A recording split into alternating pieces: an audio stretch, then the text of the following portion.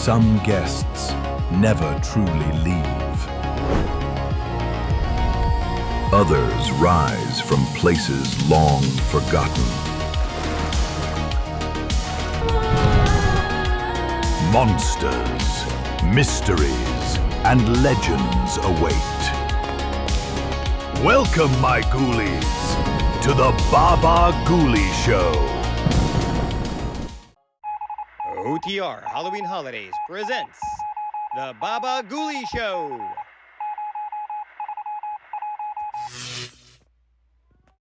With cartoons from Watchwaddle.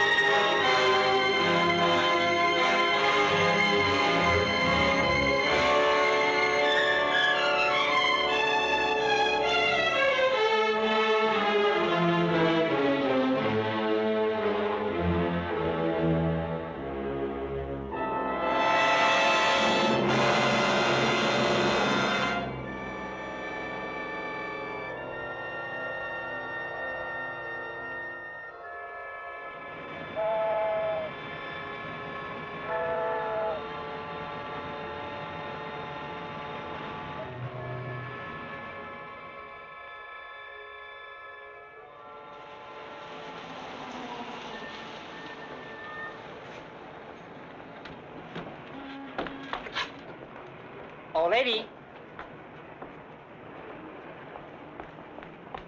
That's how guys lose their jobs, not collecting fares. I'm sorry. I guess I'm a little excited. Thank you, lady.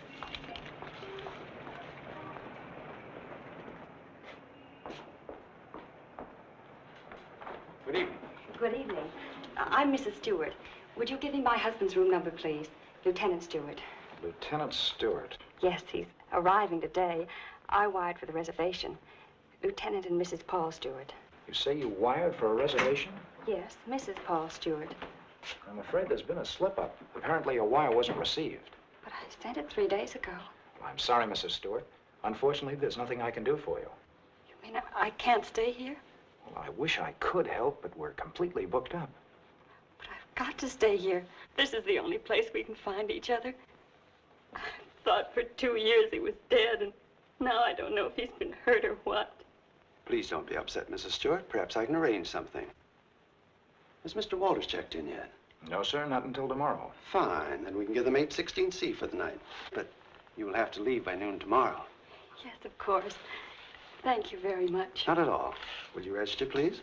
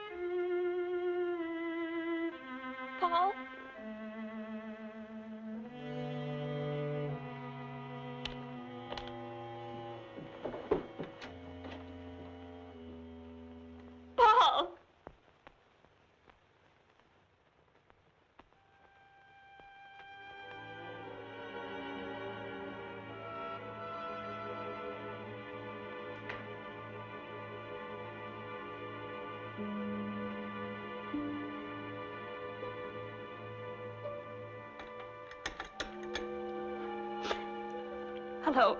This is Mrs. Stewart. Did my husband come in? No, thank you.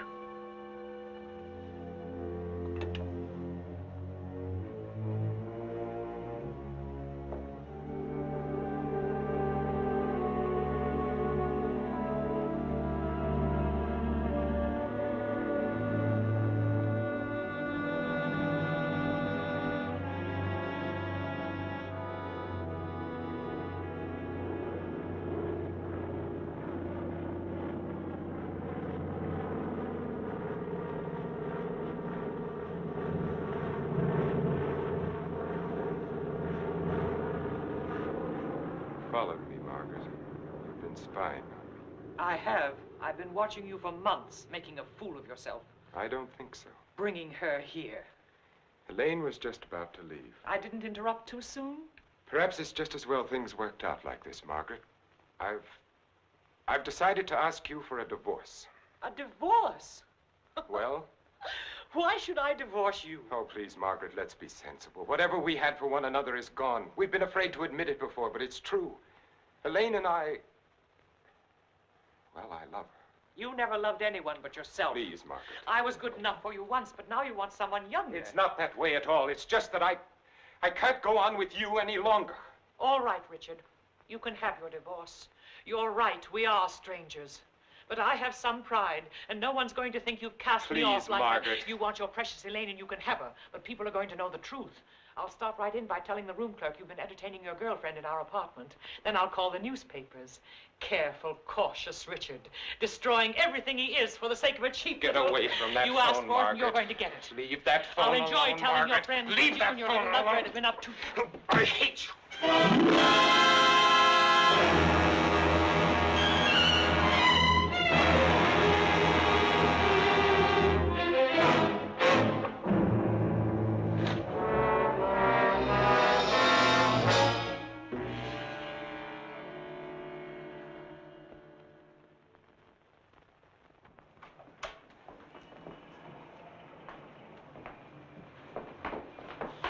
Good morning.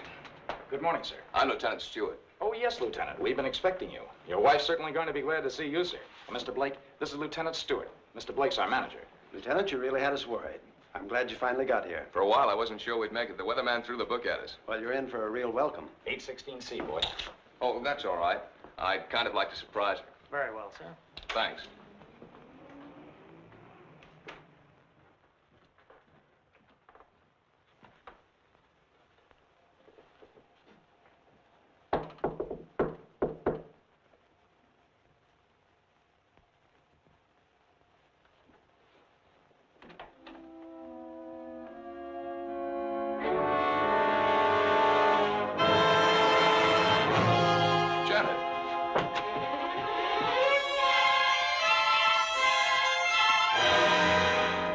What's the matter? Janet. Janet, it's me. It's Paul.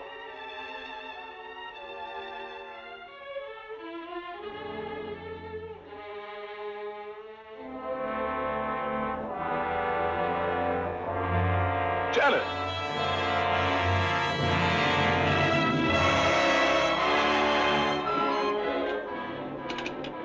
Hello?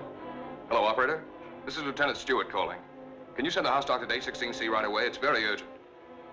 Thank you.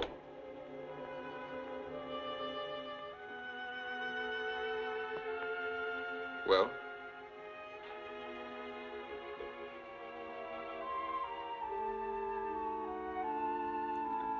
What is it? What's wrong with her, Doctor? I'm not sure. I think she's suffering from some sort of shock. I'll be frank with you, Lieutenant. This is a little outside my line. But there must be something you can do for her. We ought to call in a nerve specialist, a psychiatrist. Can you suggest one? There's a very good man in the hotel, Dr. Cross. If we're lucky, we might find him in. This is Dr. Blair. Will you see if Dr. Cross is in for me? Thanks. Cross has had a lot of experience with this sort of thing. I'm all right for a broken arm or an old-fashioned hangover. But when it comes to the mind, well, Hello, Dr. Cross. This is Blair in the hotel. How are you? Say, I've run into something that's right up your alley. One of the guests here's had some sort of shock.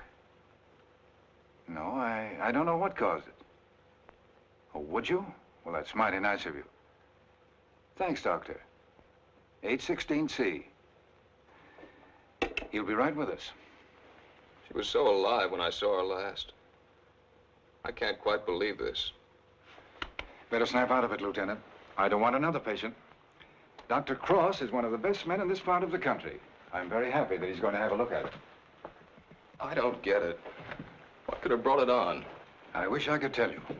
The mind's a strange instrument. What affects me may not bother you in the slightest. The workings of the mind depend on so many things inside as well as outside. You can't make hard and fast rules. Well, I suppose it is plausible that she hasn't been feeling well. Worrying about me, not knowing whether I was dead or alive. Then coming here and not finding me. That'll be Dr. Cross. Good morning, Doctor. Good morning. I appreciate your promptness. Not at all. The sooner you get to a case of shock, the better. This is Lieutenant Stewart, Dr. Cross. How do you do, Lieutenant? Thanks for coming, Doctor. My wife is in the bedroom. She doesn't know me. She doesn't seem to know anything. Were you here when it happened? I just got in a few minutes ago. When I opened the door, she was sitting on the divan. Her eyes were wide open. She was staring at nothing. Did you notice anything peculiar about her actions when you saw her last? I've been a prisoner of war for 2 years. I've just come home. Oh, I see. She's had a rugged time of it, all right. First thinking I was dead, then hearing from me. On top of all that, my plane was 12 hours late. Would you say that she was a nervous, imaginative girl? No, sir. I've known her all my life. We came from the same small town in Michigan. Went to school together. She's just a nice kid. What's wrong with her, Doctor? She's had a nervous collapse, went into shock. Where did you find her? In the living room. In the living room? You said she was sitting on the divan. Yes, right here. I see. What do you think could have caused it, Doctor? Well, that's difficult to say.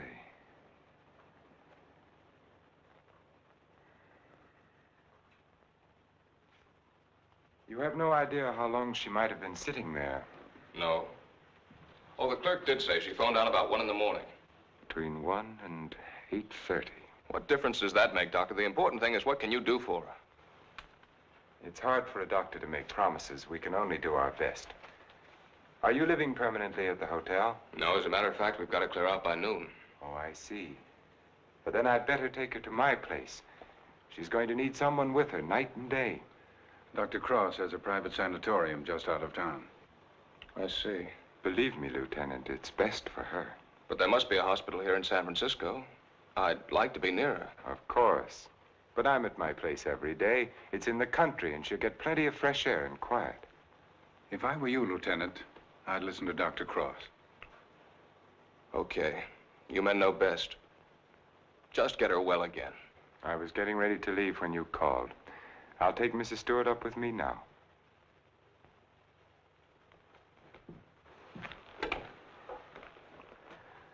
Hello, this is Dr. Cross. Will you get my office, please? I'm going along with her, Doctor. I'd rather you waited, Lieutenant, until I've been able to give her a thorough examination. It's quite possible your presence may excite her and do her more harm than good. It's just that it's been so long since I've seen her. Why don't you drive up with me tomorrow? Miss Jordan, will you call the hospital and tell Miss Hatfield to have a room ready for a new patient? We'll be there shortly. Yes, that's right. You pick us up at the hotel. Right. You'd better pack a bag for your wife, Lieutenant. Thanks, Doctor.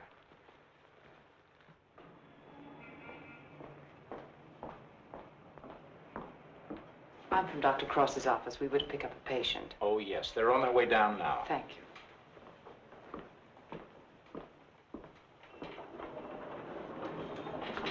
Your car's waiting, Doctor. Thank you.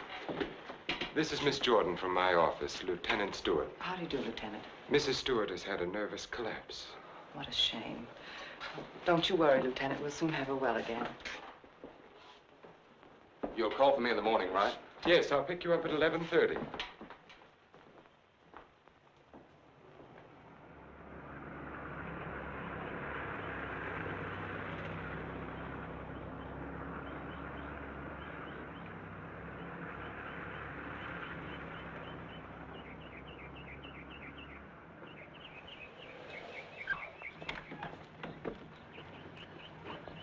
Put her to bed and have Dr. Stevens give her an injection of scopolamine. Yes, Doctor.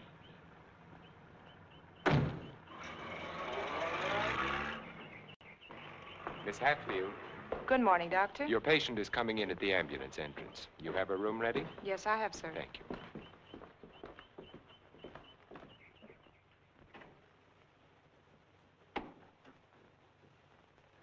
Good morning, sir. Good morning, Doctor. How is she? Quite relaxed, sir. What's her trouble? Amnesia shock. She's had her injection. Yes, Doc. She's ready to talk now. Thank you. That'll be all.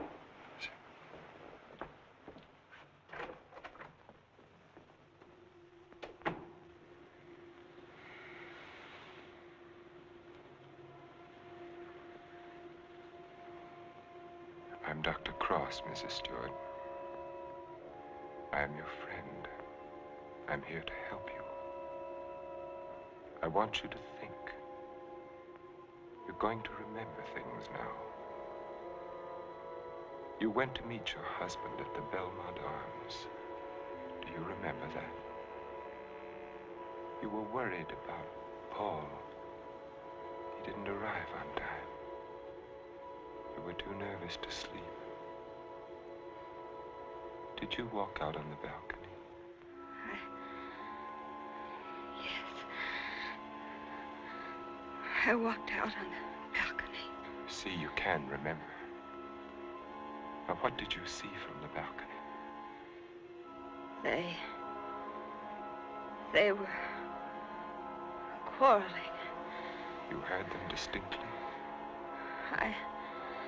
Did you hear them distinctly?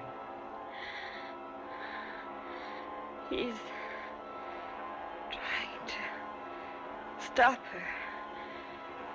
He's going to hit her. He's hitting her head. He's killing her. Who? Who's hurting the woman?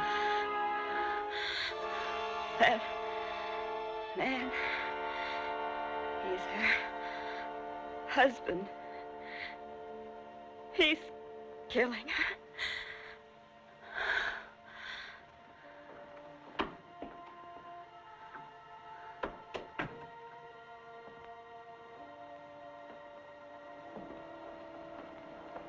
Well? She knows, Elaine. She remembers. Her room was opposite my apartment. She walked out on the balcony. She heard everything.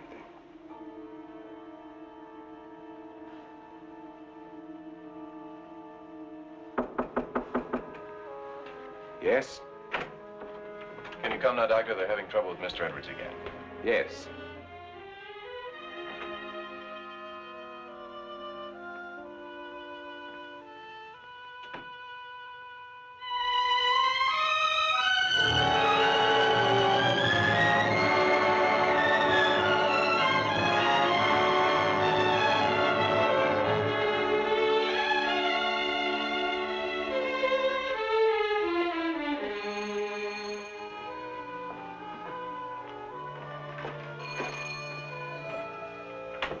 Darling, I didn't think you'd ever get here.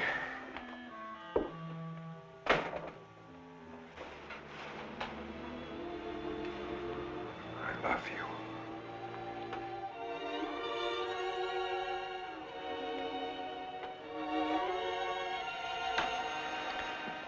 You've got a headache. I can tell from your eyes.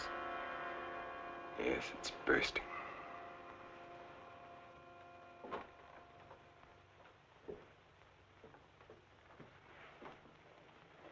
You did it? Yes. Yes, I did it. It was horrible, Elaine. I had the porter take take the trunk down. I told the hotel manager I was joining my wife in Carmel for a few days to ship the trunk to my lodge. No one knew she was in town last night? No, she came up the back way. She wanted to surprise us, remember? You're not sorry. Are you? I wish I'd called the police. I lost my head. I didn't mean to kill her. There was no premeditation. But now I've concealed her body. I've shipped the trunk to my lodge. Well, you know as well as I do there's only one answer for that. I shouldn't have listened to you, Elaine. Think, darling. What would have happened if you'd called the police? Manslaughter means 20 years. What would that have done to you, to us? I don't know. Would you have wanted it that way? Now no one knows. We're safe. You're forgetting Janet Stewart, aren't you? She knows. What if she talks? I haven't forgotten her. She can't tell what she's seen as long as she's in this condition, can she? The shock will wear off in a couple of weeks at the most. It'll wear off if you let it, Dick. Elaine, I'm a doctor. She'll talk only if you let her. You mean too much to me. It's the only way out, Dick. It's the one and only way out for us. If I don't know Elaine, I've got to think.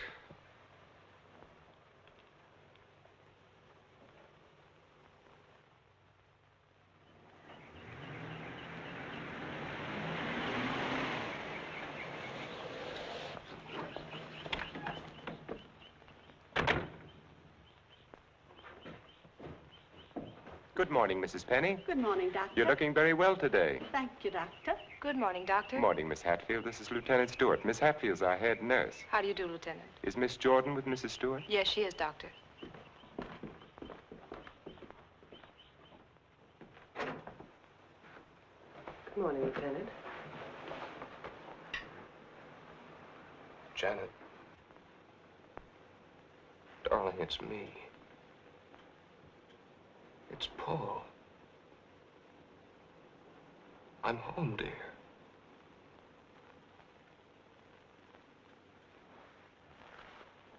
She's worse. Not really. She was restless, and we gave her a sedative. You've got to be patient, Lieutenant. It's going to take time. And you must try to stop thinking of your wife as she was. You see, when you were reported killed, she had a terrible time adjusting herself, but she did. Then when the news came that you were alive and on your way home, it was hard for her subconscious to accept that because the first adjustment had been so difficult. Then, of course, when your plane was late, she thought she'd been tricked, that you'd never sent that wire. Don't try and let me off easily, Doctor. Give it to me straight. Tell me, can you help her? That's a very difficult question to answer. Sit down, Lieutenant. The mind is a delicate, fragile thing. It's almost as intangible as faith. And that's what you're going to need. A lot of faith in yourself and in your wife and in me. Please don't think I haven't faith in you, Doctor, because I have. But yesterday, after you left with Janet, I needed someone to talk to. Of course. So I went to the Army hospital and I talked with some of the doctors. I told them Janet was in your care. They said that I couldn't find a better man. But, well, you know how it is. I figured that maybe two minds might be better than one. And I asked if another opinion mightn't help. Well, that's perfectly understandable. If you want a consultant, by all means, bring one in. Thanks. They recommended Dr. Franklin Harvey. Harvey? Well, I studied under him. He's probably the best man in his field. Oh, that's swell, Doctor. I was a little embarrassed. I didn't want you to think that... Not at all. I'll phone Dr. Harvey and have him out here. Good. Well, I might as well go back to town. If it's all right, I'll run out again tomorrow. For Mrs. Stewart's sake, I'm going to have to ask you to observe our regular visiting days, Sundays and Thursdays. I'll phone Dr. Harvey and try to have him out here Thursday so that you can talk with him then. Okay, we'll make it Thursday. Oh, I thought you'd like to know, Lieutenant. She's resting quite easily now. Thanks. Goodbye, Doctor. Miss Jordan. Bye.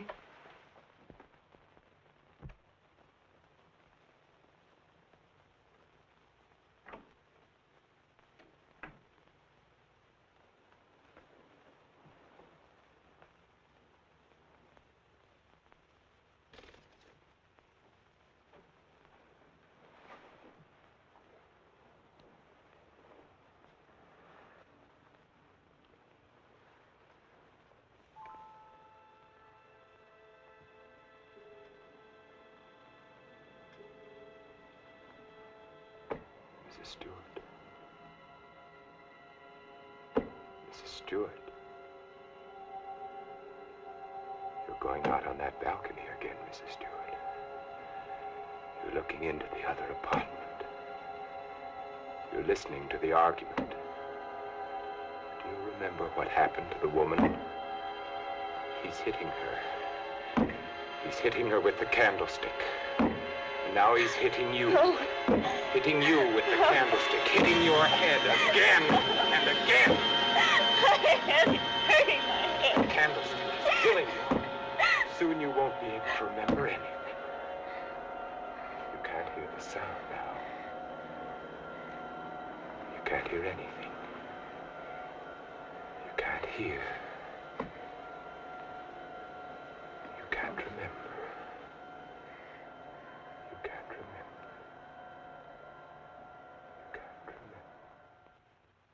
Edward's condition is deteriorating rapidly. If this continues, we will have to take steps to put him in a more suitable institution. She's exhausted. You haven't got far to go. Elaine, do you think you could manage it here alone for the weekend? Certainly, why? The trunk should be there tomorrow. I've been wondering. There are no servants at the lodge. What'll happen when the trunk is delivered and there's no one to receive it? Nothing. They'll just leave it on the back porch. When are you leaving? Tomorrow. Dr. Harvey's due here this afternoon. Harvey? Coming here for what? Stewart requested a consultation. You're not going to let him examine her. Of course. How would it have looked if I'd said no? But he might discover something. He has no reason to be suspicious. You can't risk it. I won't let you. I know what I'm doing, Elaine. Darling, you're not thinking clearly. I've never seen things so clearly before in my whole life.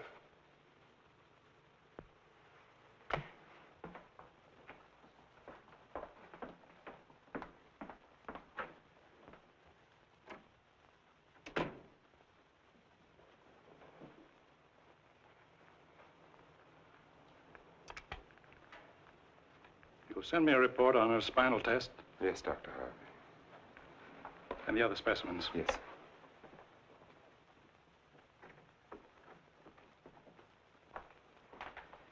You know, Richard, I'm not sure I completely agree this was all brought on by her husband's late arrival. That was a contributing circumstance. I feel there may have been something else. Well, that's always possible, of course, sir. But I found no evidence of it. Just speculation. Will you have a cigar, sir? Yes, thank you. Let's continue the present treatment and see how she comes along. Yes. I notice, Richard, you've been giving her sedatives. Yes, I have. She's been pretty difficult at times. I'd go easy on them. If she's under sedation, there's no way of knowing when she comes back to normal. No, I'd planned to take her off them within the next 24 hours. Fine. By the way, how's Margaret? I'm joining her at the lodge. Give her my regards when you see her. I will, thank you, sir. Well, I'd better talk with the young man. Sometimes I wonder which are more difficult, patients or their families.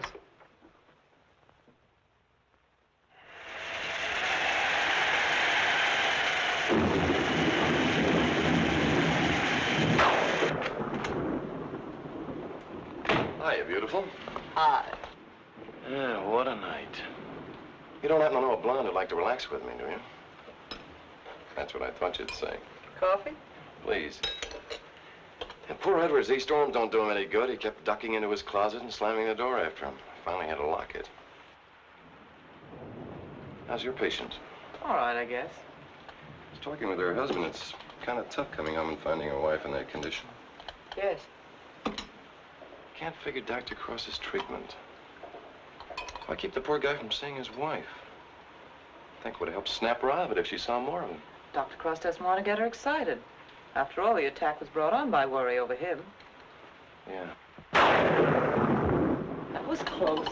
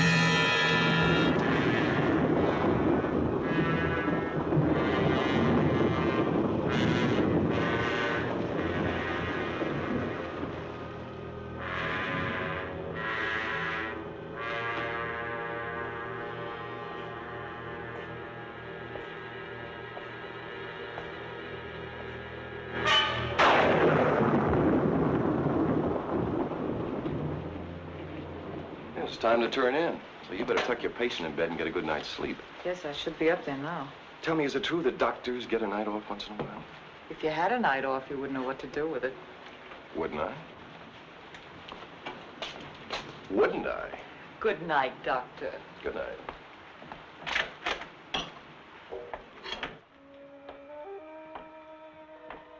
Well, another stormy weekend. It is my night off.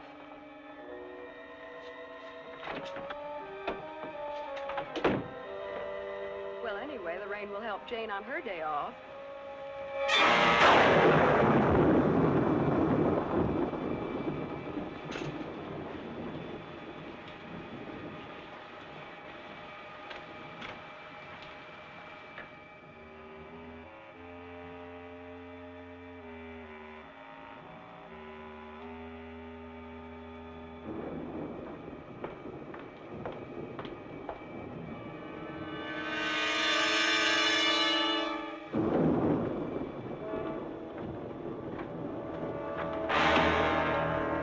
Who's there? Why, Mr. Edwards, you shouldn't be in here. Come, I'll take you back. Don't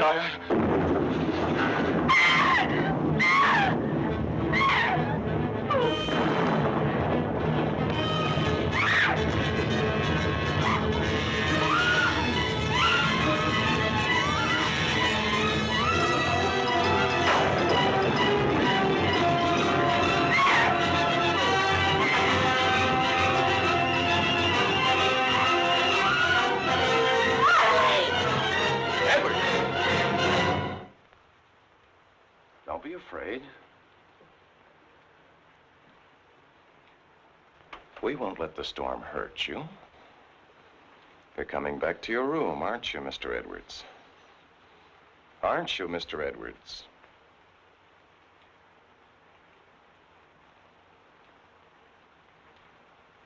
That's fine.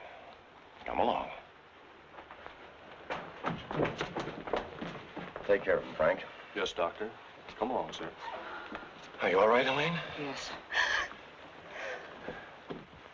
There, Mrs. Stewart, it's all over. He killed her. He hit her on the head and he killed her. Her husband killed her.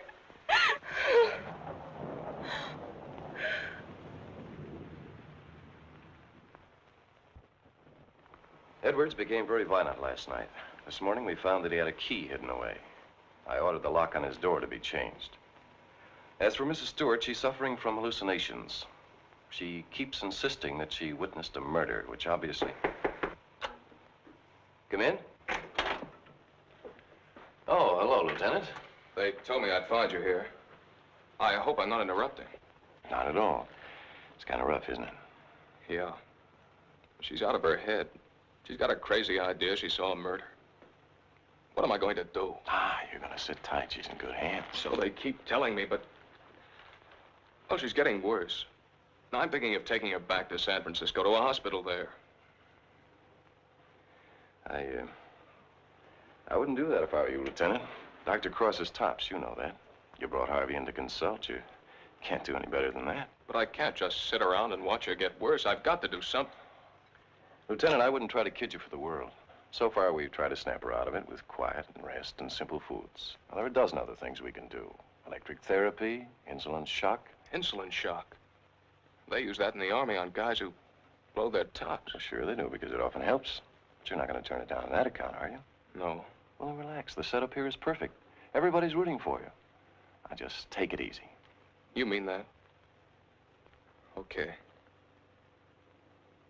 Say, put in a couple of extra licks, Doc. I'd kind of like to take her home soon. Okay, Lieutenant. We'll do everything we possibly can for her. Goodbye, Doctor. Goodbye. Oh, I beg your pardon. Look at this. Mrs. Cross is dead. What? The body of Mrs. Margaret Cross, wife of the noted psychiatrist, has just been recovered from its resting place among the rocks at Point Lobos. Mrs. Cross has been missing since Friday night. Coroner Jess Haynes has pronounced the death accidental.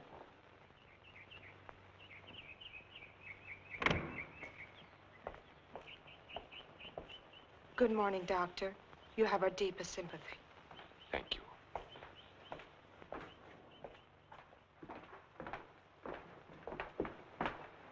I'm terribly sorry, Doctor. Thank you. Will you come in, Miss Jordan? Yes, sir.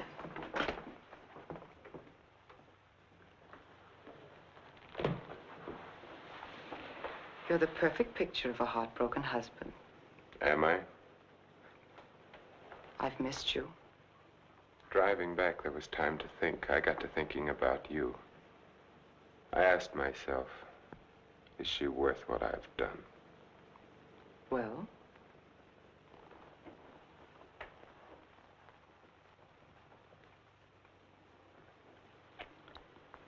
That was a very satisfactory answer. How did things go while I was away? Oh, darling, things are going so well I can hardly believe it. What do you mean? Mr. Edwards got out during the storm. He went into a room. What? He went after me. I struggled with him. She woke up and confused Mr. Edwards with you. She was thrown back into that night at the hotel. Oh, Elaine, that undoes everything I've tried to do. No, Stevens and Miss Hatfield heard her. They're convinced she's insane. Now, no matter what she says, they'll think she has hallucinations. I see. But you don't see, darling. Before you were trying to make her forget. Now she can talk her head off and no one will believe her. If we can encourage her to talk, convince her husband that she's insane, we can keep her here as long as it suits us. Then have her committed.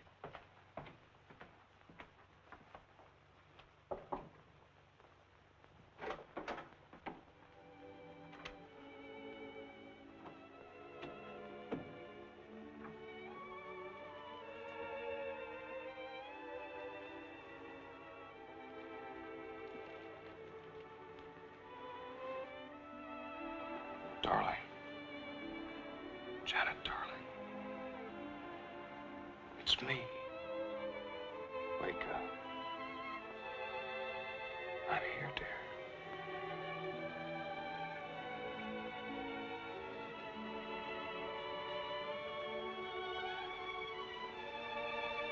Oh.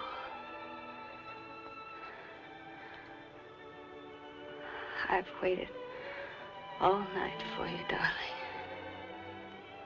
What took you so long? Don't worry, I'm with you now. We have to be out by morning, Paul. They won't let us stay. Lieutenant Stewart. You shouldn't be in here. Paul! It's him! Who is it, dear? Him! He killed her. He killed his wife. He picked something up, Paul, and he hit her with it. He was arguing with her, and he killed her. I know, dear. You've upset her, Lieutenant. You shouldn't have come in here. Come outside with me. Give her a hypodermic, nurse. Don't leave me here. You'll kill me. Come back. Easy, Paul, no. What is it, Doctor? What's happened to her? Lieutenant, I'm going to be perfectly frank with you. What you've just heard is something I've been afraid of. There are times when patients emerging from amnesia suffer from delusions. It doesn't happen often. I'd hoped it wouldn't happen in her case, but you heard her yourself. But why?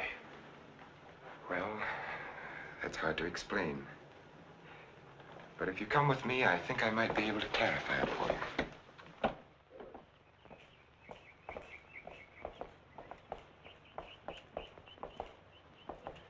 Hello, Mrs. Penny.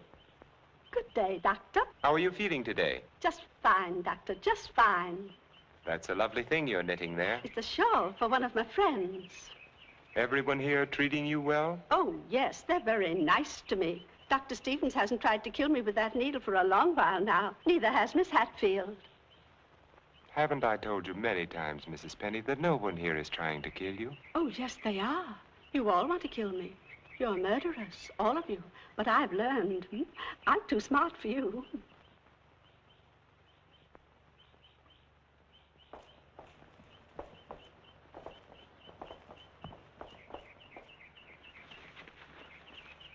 What you've just heard, Lieutenant, for the second time, is the typical attitude of many of our patients towards the hospital staff. But that old lady, she seemed all right. Mrs. Penny is suffering from a paranoid form of dementia precox, characterized either by delusions of grandeur or delusions of persecution, or both. The patient, when confined to the hospital, almost invariably becomes convinced that the doctors and nurses who are treating him are really murderers intent on killing him. This delusion is quite common among mental cases in an institution of this sort. Are you trying to tell me my wife is out of her mind? No. Out of the mind denotes complete loss of reason. Mrs. Stewart hasn't reached that stage. But she's got the same crazy idea as the other patients. Right now, she's merely suffering delusions. However, I feel it's only fair to tell you, Lieutenant, that this condition can become worse. Our fight now is to prevent further deterioration of her mind. You've got to help her, Doctor. You've got to get her well again. I'll do everything I can. Believe me.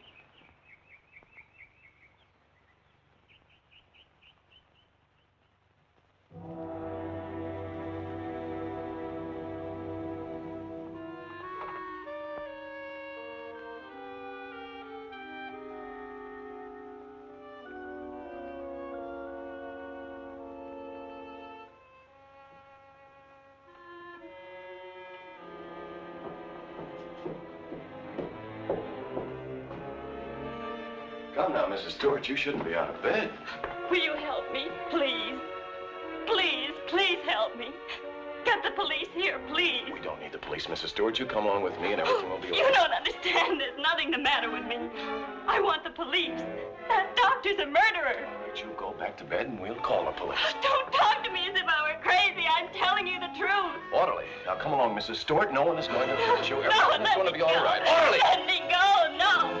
I'm not crazy. I'm not crazy. I wish you could have been there to see her yourself. Yes, I heard about it this morning. She had the usual delusions. She kept insisting that you were a murderer. You know how they get. She wanted me to call the police. For a moment, she became very violent. I had to give her a sedative. I think we ought to do something about her. I agree with you, Doctor. I'll be in to see her in a few minutes. Thank you, sir. Thank you. There, you see? Everything worked out just as we planned. Yes. Well, smile, darling. It's fallen right in our lap. You don't seem particularly pleased. I am. Of course I am, Elaine. Well, what are you going to do? I'm going to try to find something that will convince her that she's insane. You'd better get back to her now, darling. I'll be over in a few minutes. Right.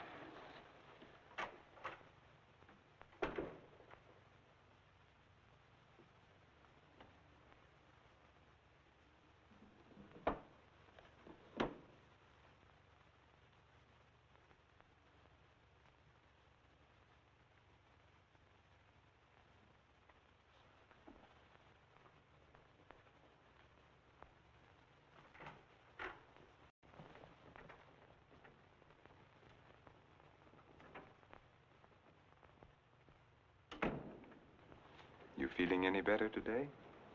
I'm all right. There's nothing the matter with me. Miss Jordan tells me that you're still talking about some woman I'm supposed to have killed. I've asked you to stop thinking about such things, Mrs. Stewart. But it was your own wife. If I can prove to you that you couldn't have seen me kill my wife, will you believe that this is a delusion you've been suffering from? You were arguing with her about a divorce.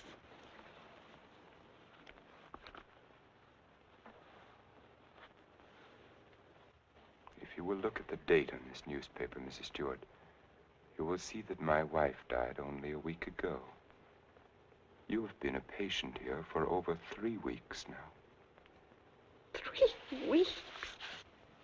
That's right. So you see, this has all been a very vivid dream. You must fight these dreams, Mrs. Stewart, or they're going to become worse, and we don't want that to happen. My mind is all right. It's not all right, Mrs. Stewart. Your mind is sick, and it's getting worse. My mind is all right. You wouldn't want your husband to see you in that condition, would you? He doesn't even want to see you when you're like this. You're losing your mind, Mrs. Stewart. No, no. Losing your mind.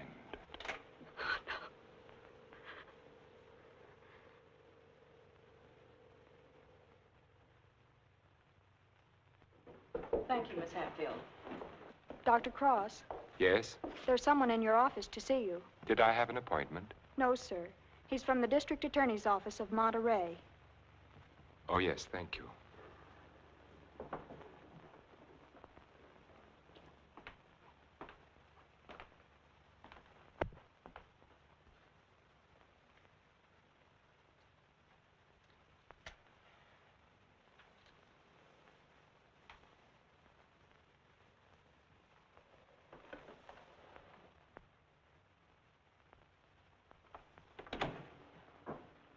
Dr. Cross?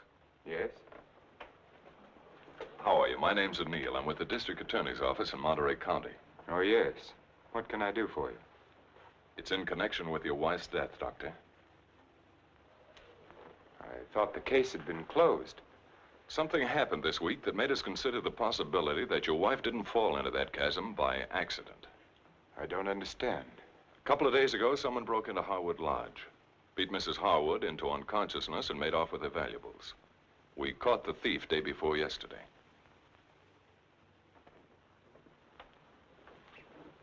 But what has that to do with Mrs. Cross's death? It may not have anything to do with it. It occurred to us that since the lodge was so close to your place, the man who clubbed Mrs. Harwood may have paid a visit to your wife. You've lived around Point Lobos for nearly 10 years. Mrs. Cross spent much of her time there. She must have known those cliffs pretty well, even at night. Yes. I'd hate to think that I'm not saying it was murder, Doctor. I'm just checking. Of course. I'll do everything I can to help you. I knew you'd feel that way about it. Have you checked your place to see if anything was missing? I'm sure there isn't, or I'd have noticed it. If it's all right with you, Doctor, we'd like to have Mrs. Cross's body exhumed. But the coroner said... It was only a routine examination. Well, I don't know as that's necessary, Mr. O'Neill. You've got your man. All we've got is a drunken old tramp who clubbed Mrs. Harwood and stole a little money and jewelry. We can't know about Mrs. Cross unless the body's exhumed. But it seems almost sacrilegious. Hasn't she been through enough? Haven't I? I'd hoped you'd be more understanding, Doctor. Naturally, we'll get a court order, but it would be much simpler if you... If this tramp killed your wife, you want to see him punished, don't you? Of course. Then you can't conscientiously object to the exhumation. No. No, Mr. O'Neill, I can't. If the man is guilty, he must be punished, of course. Thank you, Doctor. You'll hear from me one way or the other within the next few days. Thank you for your cooperation.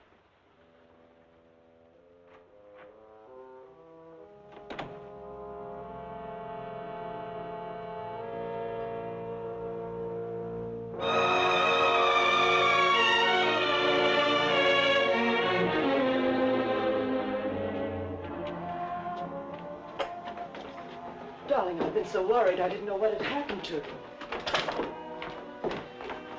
Where have you been? City. When you weren't here for dinner, I began to worry.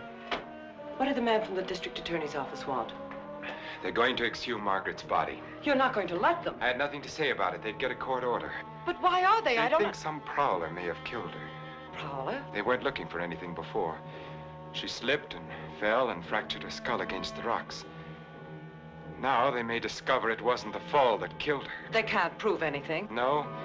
Once they start asking questions, That's why I went to the city. I had to make sure that I hadn't overlooked anything in the apartment. Why didn't I report it in the first place? Why did I let you talk me into... If it weren't for that Stewart girl, if they start asking questions and find her... Maybe they won't find her. We've taken care of everything else so far. If we have to, we'll take care of her, too. And you're not helping matters acting this way.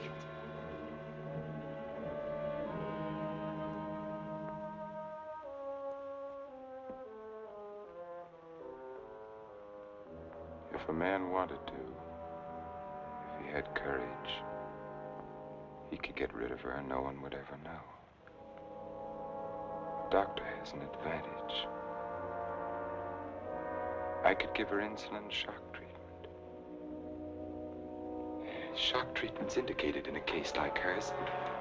I could give her 4 injections. Then with the last one, an overdose. No one would ever know the difference. Then we'd be safe. No matter what the district attorney's office found, we'd be safe. They'd have nothing on us, Richard. We could get married then. You'd be yourself again, Richard. We'd find peace and quiet here, just the 2 of us. You don't think I'd do it, do you? Why not? Is her life more important than ours? I've had enough. Look, Elaine, I can't go on like this. Things keep piling up. First it was Margaret, and then tricking that child so that she'd forget. Then convincing her that she was insane. There's a limit beyond which even I can't go.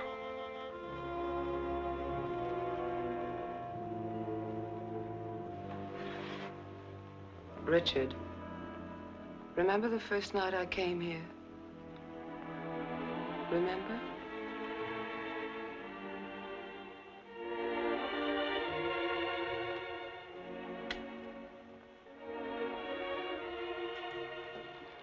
You were alone.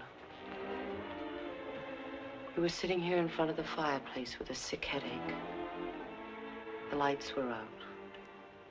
You didn't hear me when I knocked, and I opened the door and you said, "Oh, it's you, Miss Jordan." You called me Miss Jordan then, remember? I told you I had to see you about Mrs. Penny's prescription. You talked to me and you saw that I was tired and you asked me if I wouldn't have a drink. I hesitated and you said, "I won't bite your head off, Miss Jordan." And we had a drink. Remember? You sat here for a long time and then suddenly you laughed and you said your headache was gone. And you asked me about my family and I told you. And we both laughed. Remember?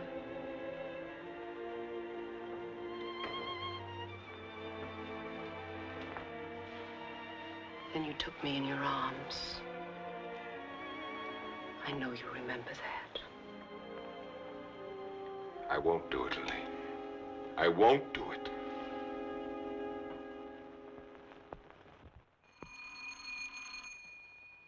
Just a minute, I'm coming.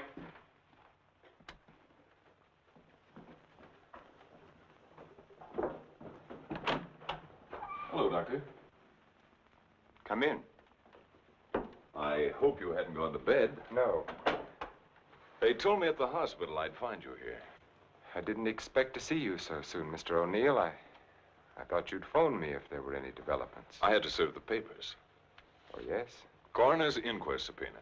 Now it's legal. What did the coroner find? Your wife was murdered, Doctor. Oh.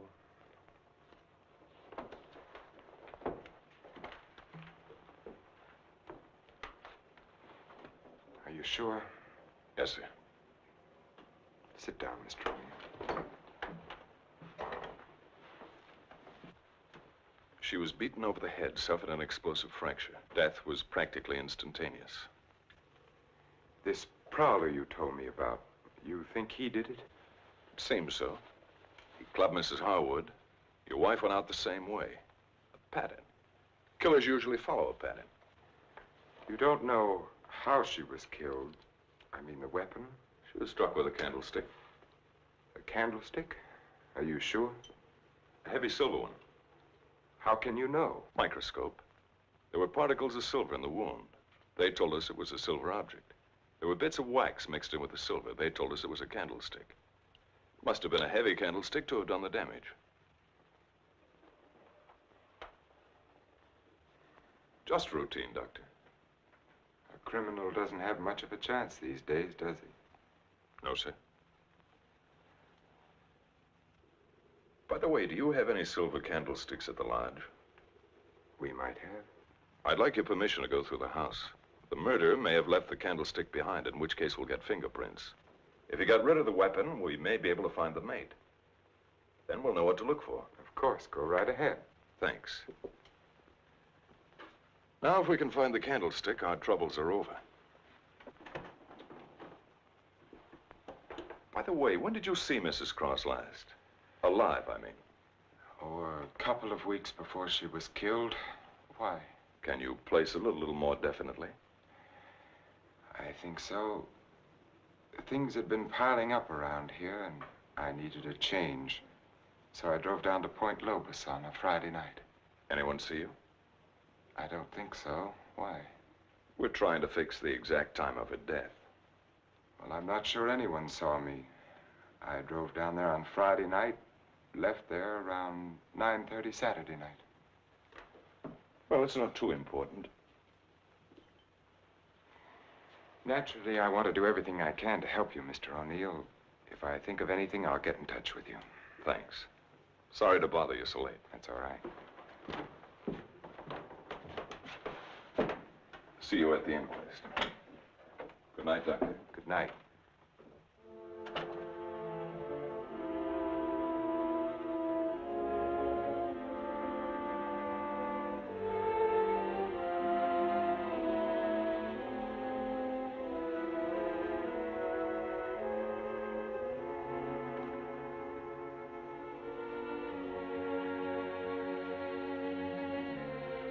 Wilt thou love her, comfort her, honor and keep her in sickness and in health, and forsaking all others, keep only unto her so long as ye both shall live?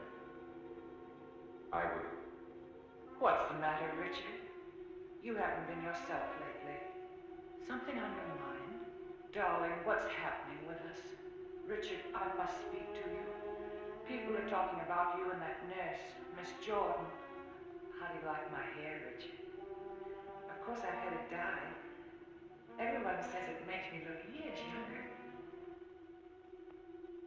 I could give her 4 injections. Then with the last one, an overdose.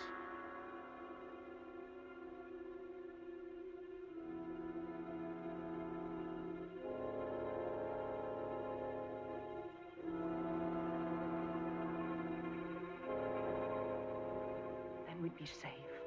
No matter what the district attorney's office found, we'd be safe.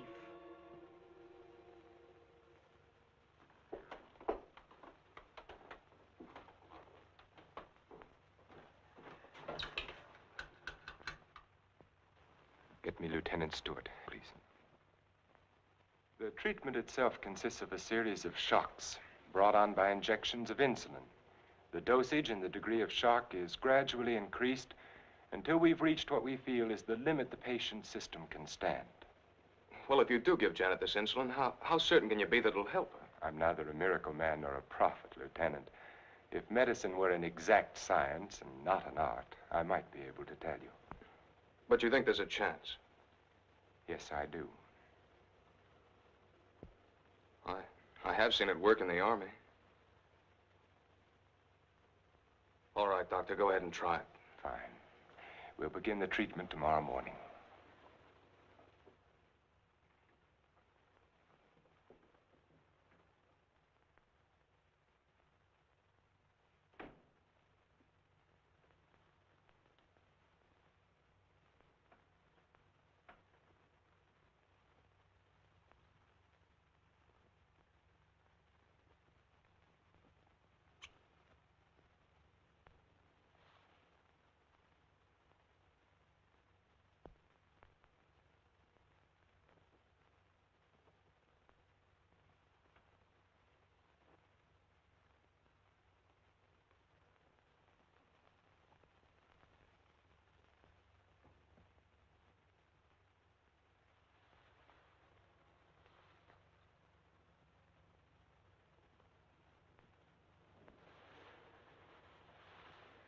Give her about an hour and a half.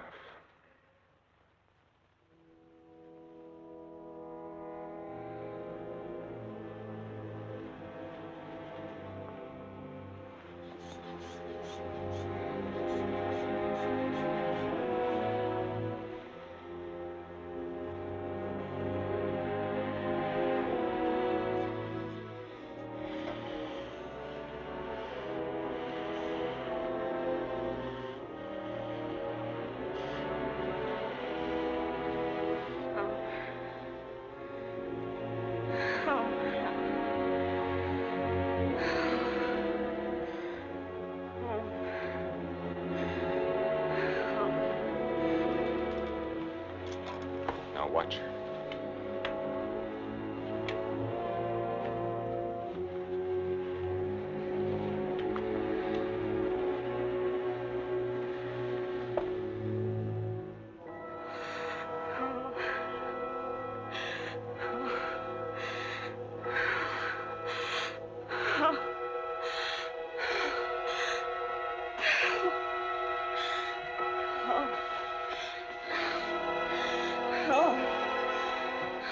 Dextrose will bring her out now. No, please.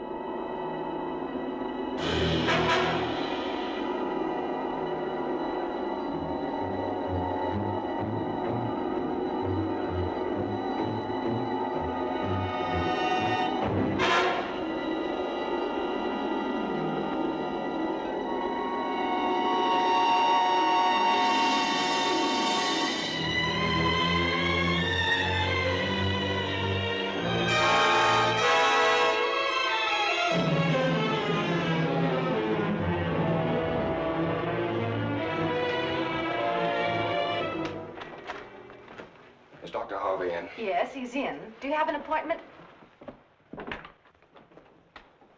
I'll be glad to consult with you, Doctor. I'm sorry to break in this way.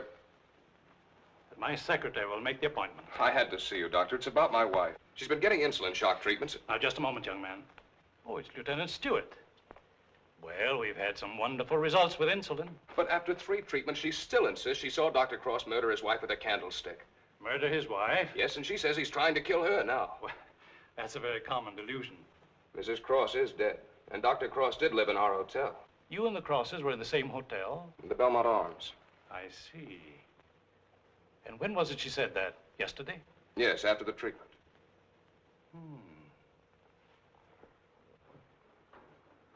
You realize it's hard to make generalizations. But as a rule, the patient is completely normal immediately after insulin shock. They may relapse into their hallucination after this lucid period. But for that moment, no matter how bad the case, the patient speaks the truth. You're telling me in your own way that Janet's normal. That she's got something on Cross, and he's pretending she's crazy to save his own neck. I'm not saying quite that, but, Will you read this, Doctor?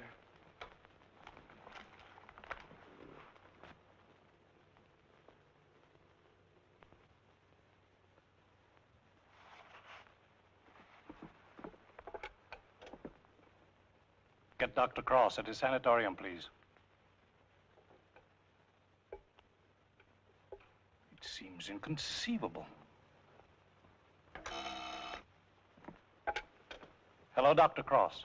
I'm sorry, Dr. Harvey. Dr. Cross is with Mrs. Stewart. No, sir, this is Dr. Stevens' day off. I see.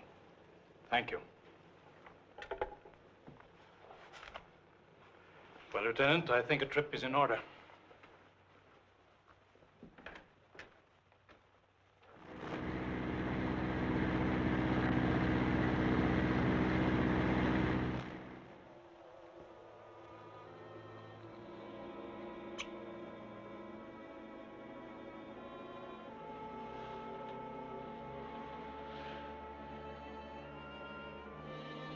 She's the only one who knows Richard. No matter what O'Neill says or anyone else, if she's out of the way, we've nothing to worry about.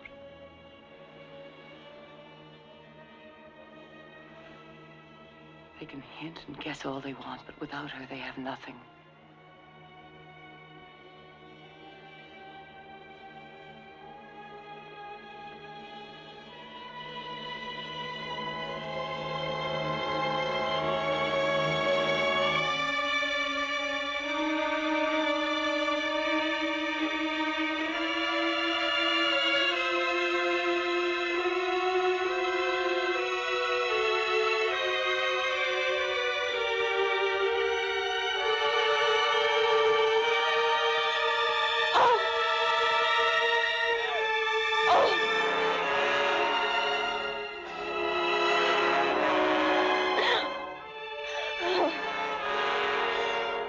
Do it, Elaine.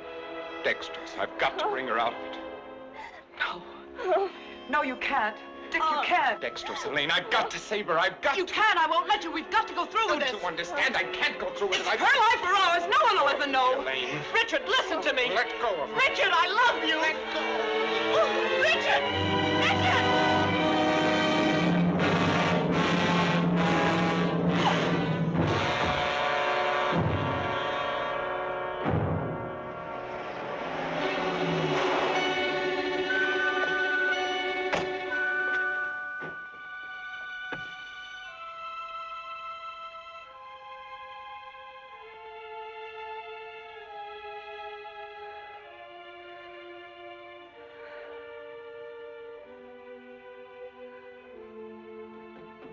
Dr. Cross, where is he? Mrs. Stewart. Come along, I may need you.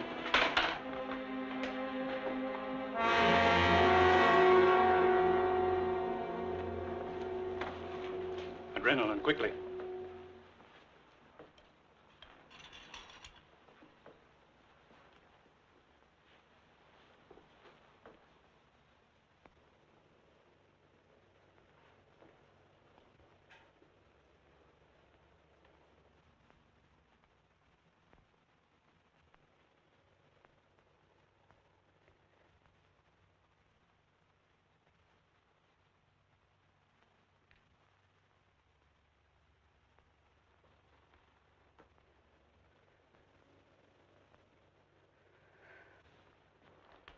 Don't worry, son. She'll come out of it in a couple of hours, and you'll be able to take her home in 2 or 3 days.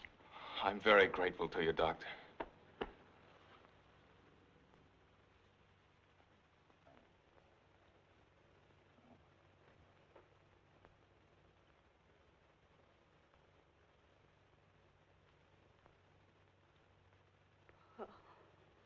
Oh, Janet, darling. September 13th. In the case of Janet Stewart. I gave her insulin shock again today, for the 4th time.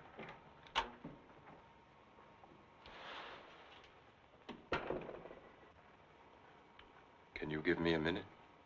Thank you.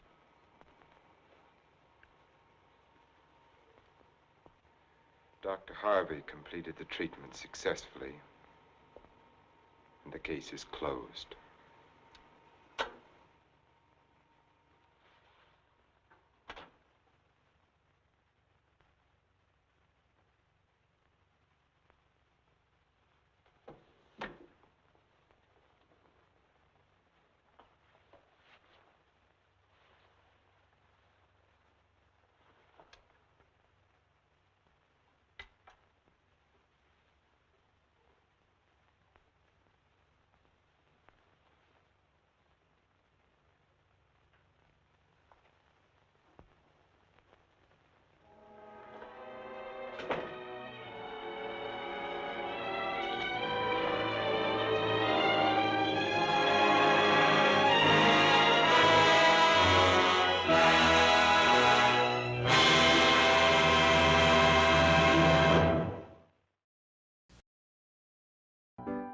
It's intermission time at the Baba Ghoulie Show.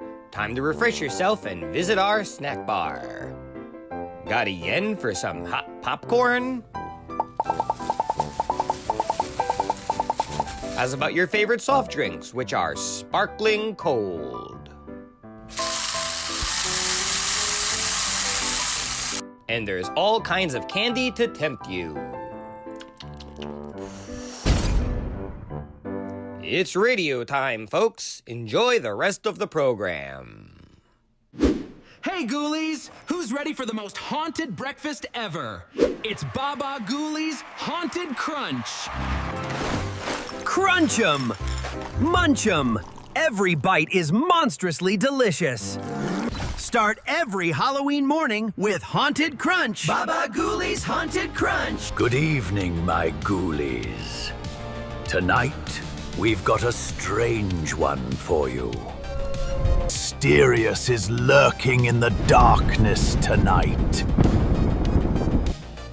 Tonight's feature movie is The Bat. The Bat.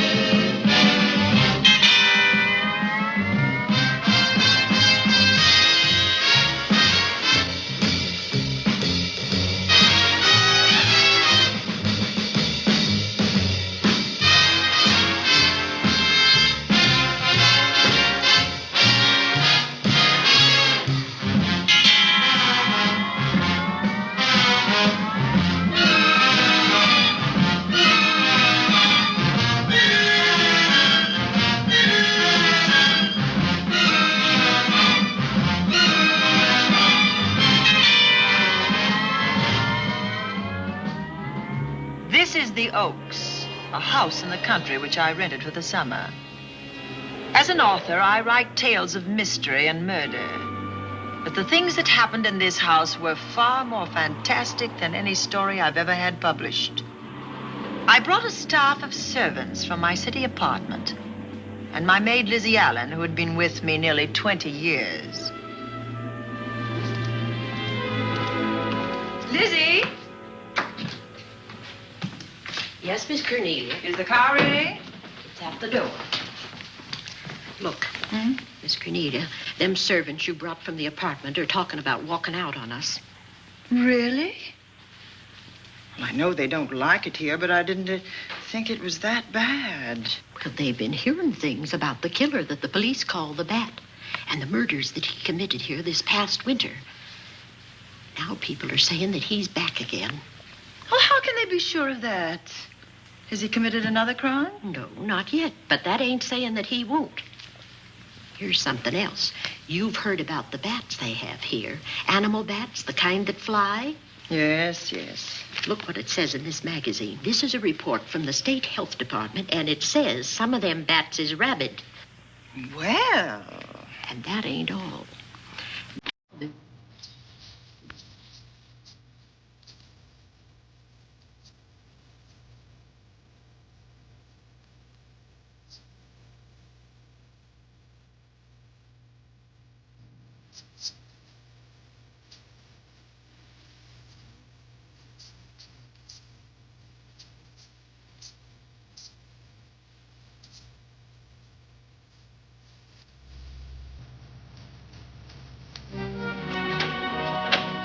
Drive directly to Zenith Bank, Warner. I'm afraid we'll have to hurry. It's near closing time. I'll get you there, Miss Van Gorder.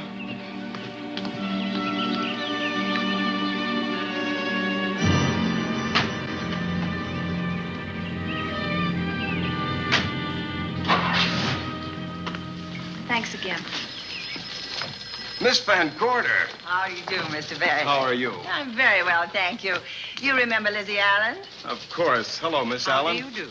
So you're spending the summer with us again? Yes, yes. I've leased the Oaks, the home of your bank president, John Fleming. I heard you had. I was surprised. Why? Is there something the matter with it? No. I was surprised because Mr. Fleming said he would never rent it. Oh? Well, I rented it from his nephew, Mark Fleming, who has the real estate office here. He said his uncle would be gone the entire summer. Well, that's right. Mr. Fleming's in the North Woods now with his physician, Dr. Wells. Oh, pardon me. Dale, I want you to meet my wife. We were married at Christmas time. That must have been nice. Believe me, it was. Oh, here she is. My wife, Miss Van Gorder, Miss Allen. How do you do, Mrs. How do you Bailey? do? Cornelia Van Gorder. Yes. Oh, well, I've read every murder mystery you've ever written. I just adored that weird one, The Private Morgue of Dr. X, even though it gave me the shivers. Only the shivers? Scared hell out of me. Oh. Well, I really mean that Miss Corney killed them off in that one. When you refer to my books, please don't call me Miss Corney. Pardon me, Mr. Bailey. Mr. Hines is here to see you. Oh, yes. Excuse me, please. Don't be strangers now. No, no, I we should won't. say not. Oh, so you're a bride. Well, not quite. Not since Christmas. No, I'm sure I've seen you. Well, I used to be my husband's secretary here in the bank. Of course I remember.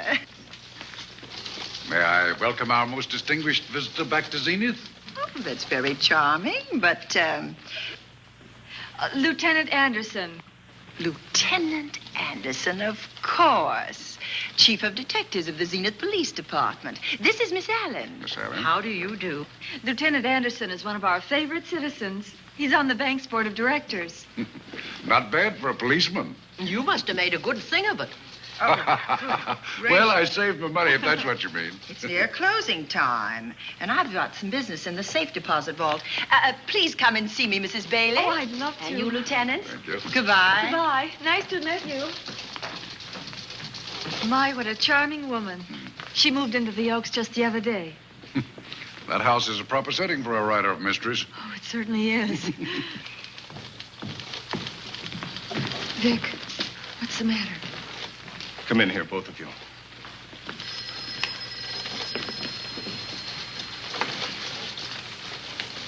Andy, we're in trouble. Wendell Hines came in to pick up $350,000 worth of bonds that we were holding as collateral for a loan. They were kept in our special vault. Mr. Fleming and I are the only officers of the bank who have access to that vault. So? The Hines bonds are gone. That's not all. Other negotiable securities are missing. From what I can gather, short of a careful check, the bank has been looted of over $1 million worth of securities. You'll have to notify Fleming. I wish I could talk to him. Unfortunately, he and Dr. Wells are deep in the woods. They can't be reached by phone.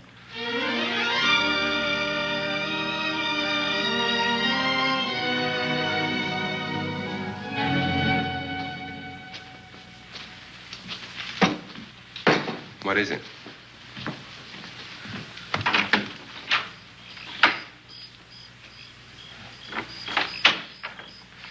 I thought I heard someone on the path coming from the lake. Had an idea it might be that guide of ours. Oh, Sam won't show up until morning. It's a 20-mile canoe trip from here to civilization. 5 will get you 10. Sam has a message for me. I thought you told him at the bank not to bother you. I did, but they'll bother me. Doctor. Yes, John. What would you do for $500,000? Anything short of murder. Why not murder? Too messy. Too great a risk? For $500,000? Yes. I pinched $1 million from the bank. Well, I'm not kidding. I embezzled it. Not that I think you wouldn't do it if you thought you could get away with it. I got away with it. I'm not talking about currency. I took negotiable securities that could be converted into cash. I have the cash. In 10s, 20s, and 100s. Well, I'm your doctor, not your lawyer. Why tell me this? You'll find out why. Who's going to take the blame for the robbery? Bailey, the cashier. They'll never suspect me. I like Bailey. Well, so do I. I love the guy. I gave him his first chance. He has a lovely little wife. Charming girl. Was the best man. Where's the $1 million? In my family's tomb in Zenith. In the crypt with my father's casket. I don't buy that, John. No? No. You forget that I had you in charge when you were a very sick man. When you raved in delirium. And I heard you talk about a hidden room. Now, where else could you put a hidden room except in that mansion you built? That white elephant you call the Oaks. Look, everyone knows I have a bad heart. Now, who would doubt it if you wired the bank directors that my heart had failed? That I had fallen from a great height here in the woods. And that I was badly smashed up. You could ship the body back for burial and instruct them not to open the casket due to the condition of its contents. Well, you realize, of course, that we'd have to have a body to put in that casket, which means that we'd have to deal with an undertaker at this end. Of course. Well, where do we get a body? Couldn't we provide one of our own? How about Sam? Sam, our guide? Sam weighs about as much as I do. He's practically a hermit. He wouldn't be missed for a long time. The local undertaker would know him. Not if we made him look as if he'd been in a serious accident. But if Bailey's going to take the blame, why'd he have to do this? A jury might acquit him. In that case, I'd be a logical suspect. I could disappear, of course, but it's safer if they think I'm dead.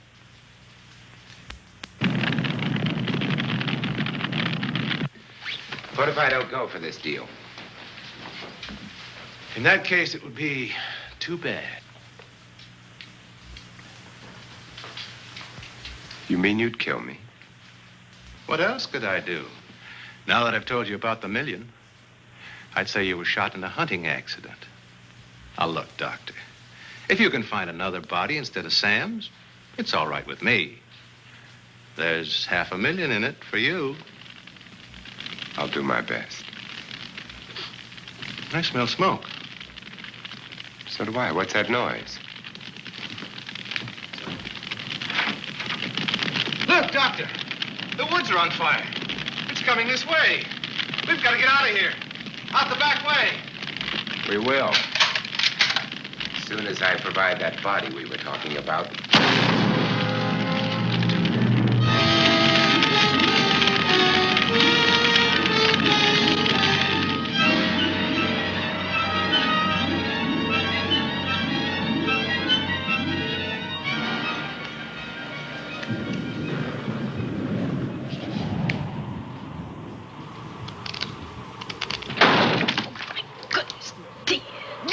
Is that you? Yes, Miss Cornelia. There's a storm coming up, and it's gonna be a snorter. The wind nearly blew the door off its hinges. Well, that noise blew my game higher than a kite. I think I've lost some of the cars. Oh, I'll get them for you. Oh, I see you found the paper. Drat that paper boy, scooting by on his bicycle, just chucked it into a clump of bushes and let it go at that. For land's sake, Mr. Vic Bailey's been arrested. Oh? I think.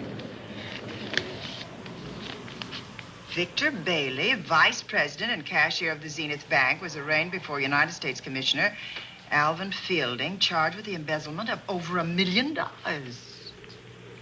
I can't believe Vic Bailey had anything to do with that robbery. Oh, well, I see our landlord is home again. Landlord? Mr. Fleming. Dr. Malcolm Wells is back in town with the body of John Fleming, president of the Zenith Bank, who was killed in a forest fire. Mr. Fleming will be laid to rest in his family's tomb on Friday. And I hope he stays there. Well, why shouldn't he? Well, this is his house. And ever since he died, some funny things have happened here. For instance? The housekeeper, the cook, and the butler said that they heard strange noises at night. And the upstairs maid swore that she met a man without a face coming up the back stairs. Oh, so that's why they quit and left me to run this place without a staff. They didn't tell you, Miss Corney, but the truth is they was scared to stay. But you're still here, Lizzie. Haven't you seen anything? No. No, and even if I had, I ain't afraid of ghosts. They're afraid of me.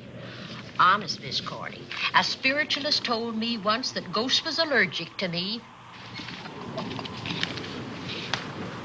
But this Bat feller they keep talking about in the paper, I guess he'd be different. No, I don't think you'd have the same effect on him. Oh, dear. What are they trying to do? Drive people away from this part of the country? Why, what does it say about the bats? His specialty seems to be killing women. My goodness, 2 of them in one night. All his victims died the same way, like their throats had been ripped open with steel claws. That's a charming little caper. I'll have to try it sometime. In a book.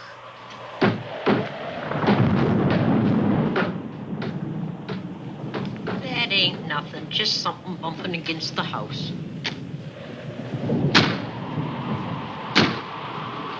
That's just the wind banging a door. Pay no attention to it. Listen to this.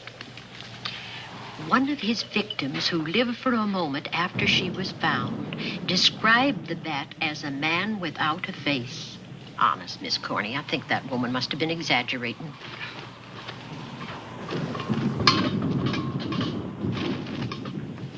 That's just that heavy tapestry at the top of the stairs. I know. I've heard it before on a windy night. That sounds as if there was someone on the stairs. I know there isn't. At least there shouldn't be. There ain't. Them's just the noises you hear in any old house on a windy night. It says here that the bat never leaves no fingerprints. That's understandable. Having no face, he probably has no fingers either. Lizzie!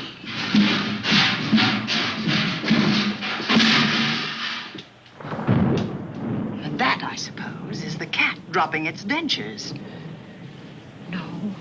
No, I don't think so. But I think it's something should be looked into.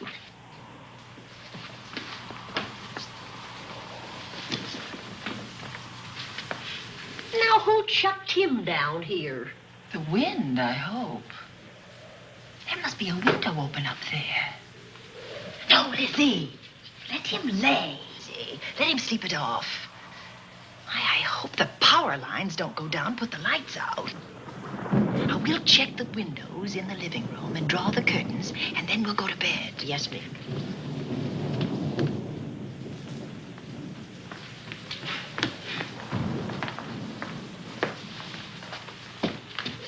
I won't be a minute.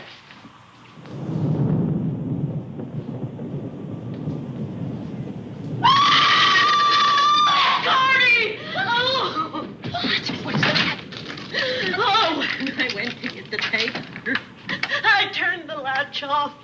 I forgot to turn it on again. He's out there. He was coming in. He might have got you. Oh, but he didn't, and he's still out there, thanks to you. Now, you hurry now, and we'll call the police. No, I won't leave you, Miss Corny. Are you okay? Yes, ma'am, I'm okay. Okay.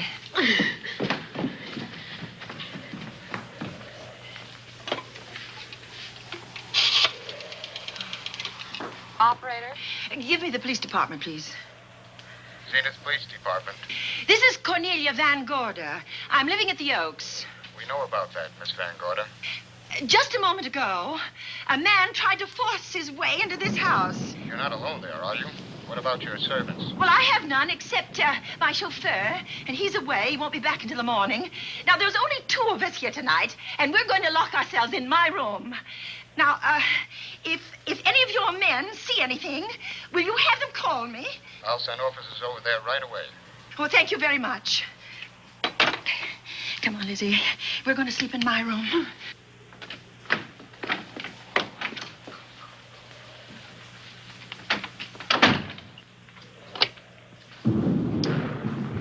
Well, nothing can get at us in this room now. I think this door seems good and solid.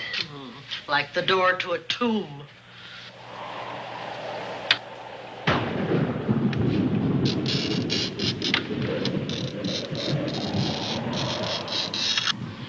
I think that couch will be comfortable. There's some extra bedding, you know. Yes, closet.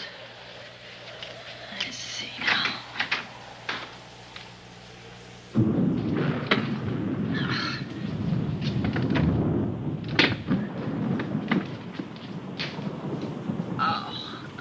Huh? No bolt. Well, that's not so good.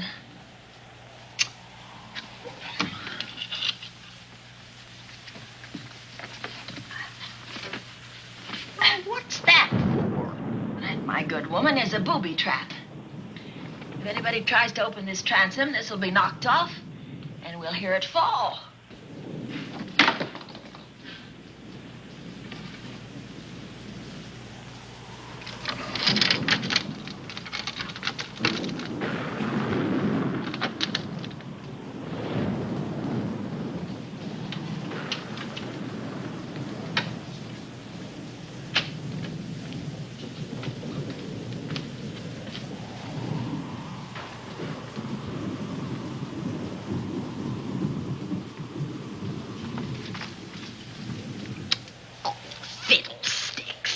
I forgot my night things, my robe, my gown, and my slippers. I'll go get them now. Now, wait a minute, Lizzie.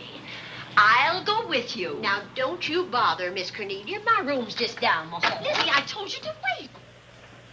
It's all right. I'll only be a second. Get in here. Get in here.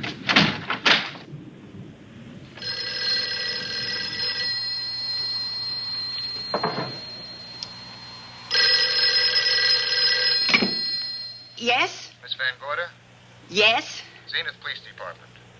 There's a police car just outside your house, and the officers in it have reported that there's no sign of a prowler anywhere on the grounds. Well, the man's inside now. He's in the hall, just outside my bedroom. Have your men break through the kitchen door and search this place from top to bottom.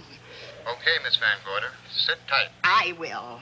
I have a gun, and I know how to use it.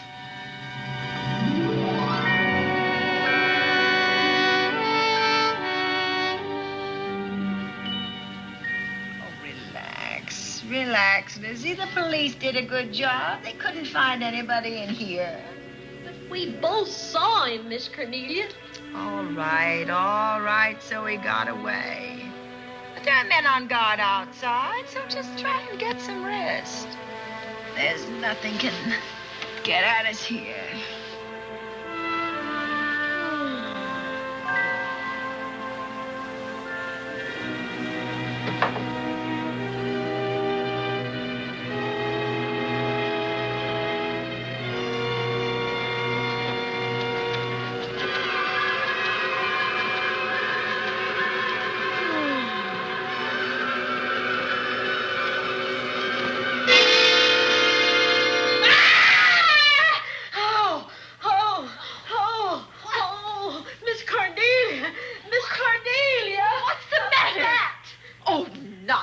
nonsense. You've had a nightmare. Maybe I did.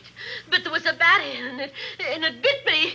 And it flew in that closet. Oh, good gracious, Lizzie, you're right. Oh.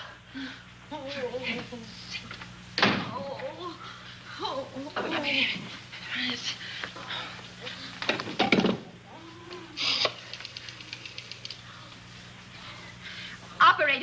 Operator, will you get me Dr. Malcolm Wells' office, please? No, I don't know his number, and I have no phone book up here, but this is an emergency. Will you connect me with his office, please? Oh, dear, I'm going to get the rabies. Hello? Hello?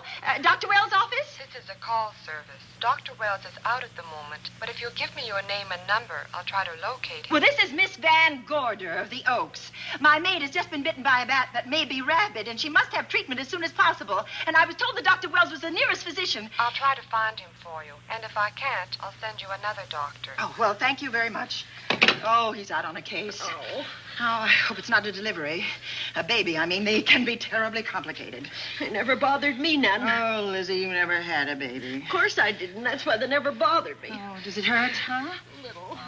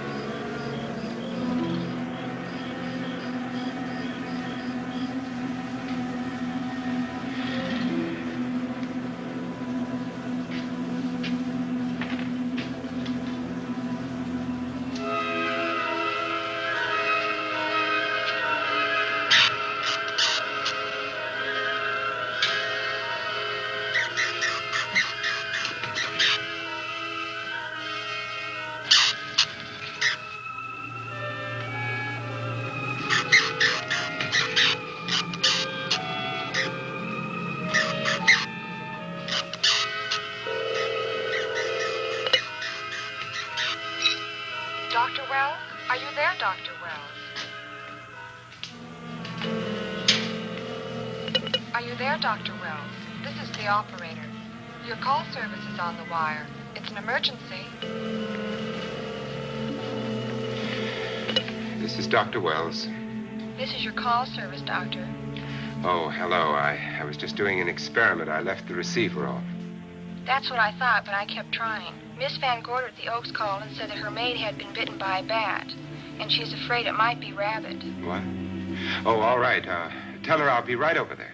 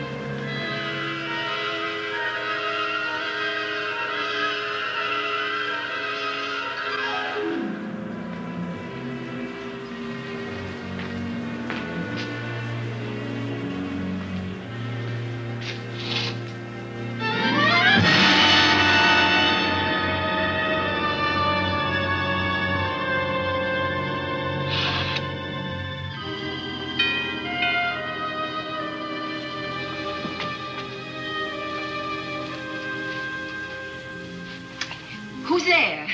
Dr. Wells. Come in. Good evening. Oh, I'm so glad they found you, Doctor. Well, I reached my office shortly after you called. How is your maid? Is she in any pain? No, she doesn't seem to be. Did the bat get away? No, I believe it's still in my bedroom. Oh, good. I'll want to examine it. There you go, Miss Allen. Now you'll feel better. Doctor, have I got the rabies? Well, I can tell you better after I've examined the bat's brain under a microscope. That thing's got a brain? Oh, you'd be surprised. Where is it? I think the little darling is in that closet. Oh. You know, it's a pity you leased this house, Miss Van Gorder. Why a pity? Well, my dear lady, I don't want to alarm you, but... Oh, well, after tonight, nothing can alarm me. Yes, I understand. It must have been terrifying. So many unexplainable things have happened here. There's something about the place. Your servants must have sensed it when they walked out on you. An apprehension of disaster. Well, let's see. Aha! Yes. There he is. All right, now. Take it easy. Nobody's going to hurt you. Quiet now. Quiet.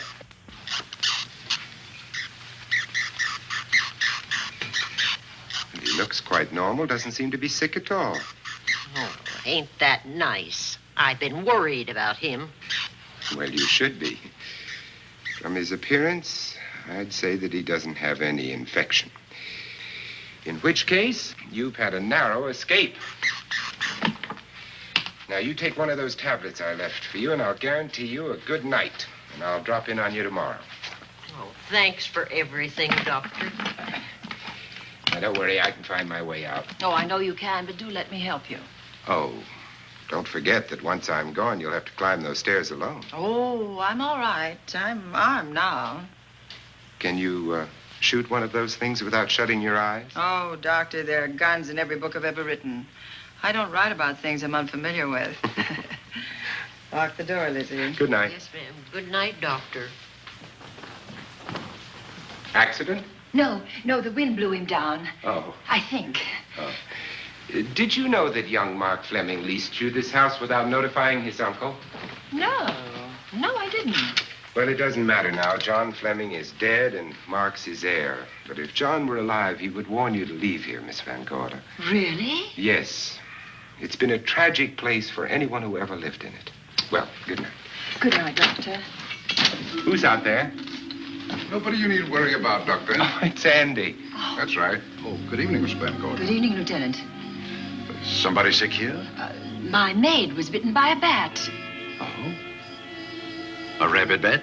Well, I'll know for sure when I get to my lab. I caught the bat. It happened indoors? In my bedroom, yes. How'd it get in? Well, there are many ways a bat could get in a house. You ought to know. I spotted this hole in the window the minute I got here. Why? That's where the two-legged bat got your door open. Miss Van Gorder told me that she phoned headquarters at Zenith. Yes, I phoned twice. The second time was after the prowler got in the house. Weren't you at headquarters, Andy? No, but they contacted me. An officer came and searched the house from top to bottom, but they couldn't find the bat. You better have this window fixed tomorrow. Oh, yes, I certainly shall. Yes, and I'd better be going. I'm due in surgery at 8 o'clock in the morning. Good night. Good night, Doctor. There will be a man patrolling the grounds all night, Miss Van Gorder. Oh, thank you. And nobody inside, Andy?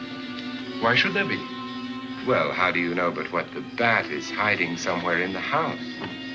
I'm quite sure he isn't in the house, Doctor. Not now. Good night. Good night.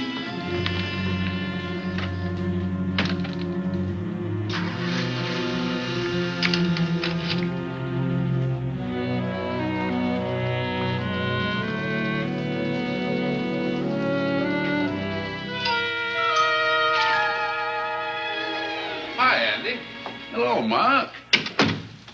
Well, congratulations. Real estate business must be picking up. New office, new furniture. New deal. How do you like it? Looks expensive. Are you squandering your inheritance? Oh, I haven't got it yet. Well, the paper says John Fleming left his entire fortune to you. Funny thing about that entire fortune is that we can't find it. No kidding. Oh, all Uncle John had in his bank account was $200. And his safe deposit box was empty. If we don't find that missing million, mine will be empty, too. How come? Well, all my savings were invested in Zenith Bank stock.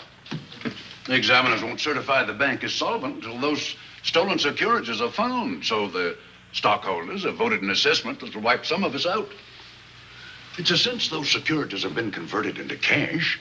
And if I can't find that cash, I'm sunk. Well, where are you going to look for it, Andy? Here in Zenith. Your uncle wouldn't take $1 million on a hunting trip, would he? You suspect Uncle John? Why, Andy, he founded the Zenith Bank. That'd be like robbing the family tomb. You think he wouldn't? Well, besides, Vic Bailey's fingerprints are all over the vault. Now, they didn't find any of Uncle John's fingerprints. Because he wiped them off. Can the defense prove that? They'll try to. Judy Hollander, Bailey's secretary, is a defense witness. And they believe her testimony will have a powerful effect on the jury. Oh, well, she has a powerful effect on me. Judy's a doll. Here's the book you mentioned, Judy. Your newest one. Yes, it's just been published. You can have that copy if you wish. Oh, it's a first edition and you signed it. Yes, of course. Thank you so much. May I serve tea now, Miss Van Gorder? Yes, please do, Warner. Thank you. Well, I see you've engaged new servants. Yes, of course. Well, how did you persuade them to live in this house? Well, Jane Patterson, my new housekeeper, knows this house better than you do, Doctor. Oh? She worked for John Fleming. And Warner was my chauffeur. Chauffeur turned butler? Yes, it's incredible. He can play any part at a moment's notice. Did you get a plumber, Warner? No, we can't get a plumber for 3 days, madam. What about that leaking pipe? The basement will be flooded in 3 days. The pipe is no longer leaking. You mean it's dried up of its own accord? No, not quite. I packed the elbow where the water was coming out. Packed the elbow? Thank you, madam. Now, there's a character. How long did you say that he worked for you as chauffeur? About 3 months. Well, I hope he doesn't have a police record. My dear Dale, it may interest you to know that the last night of his life, John Fleming told me that he loved your husband like a son. If Fleming were alive today, he would be fighting to prove Vic's innocence. Could Mr. Fleming prove his own innocence? Miss Van Gorder, can there be any doubt about it?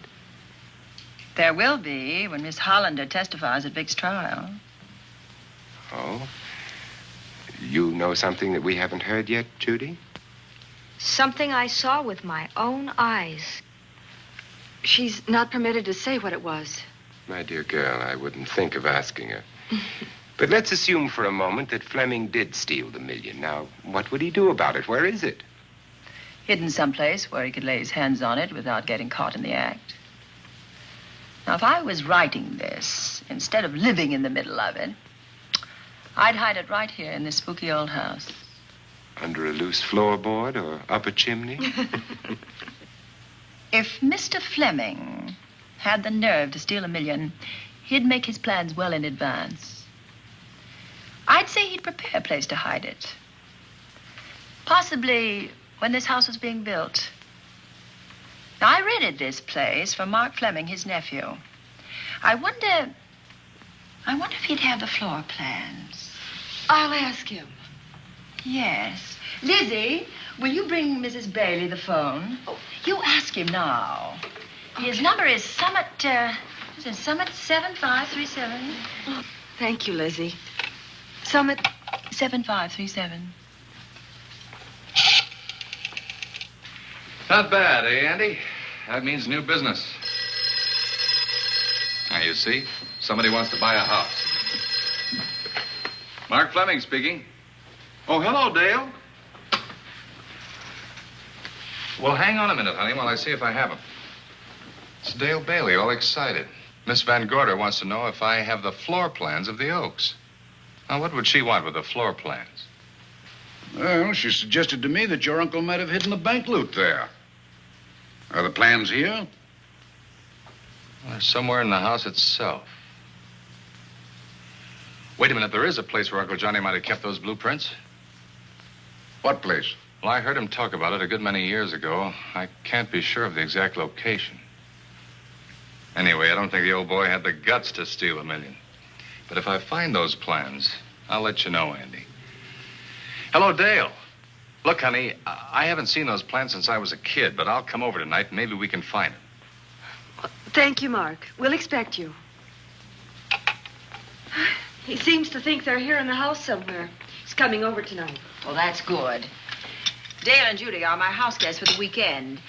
Would you like to have dinner with us tonight? Oh, no, thank you. I couldn't. I still have a few calls to make. You know, if Judy's testimony is going to clear Vic Bailey and implicate John Fleming, others may get the idea that there's buried treasure in this house. Don't even mention your testimony until you're actually on the stand. Oh, I won't. That's a smart girl, Judy, and a very lovely girl. Well, good afternoon, ladies. Goodbye, Doctor. Dr. Will. Come on, girls, let's go.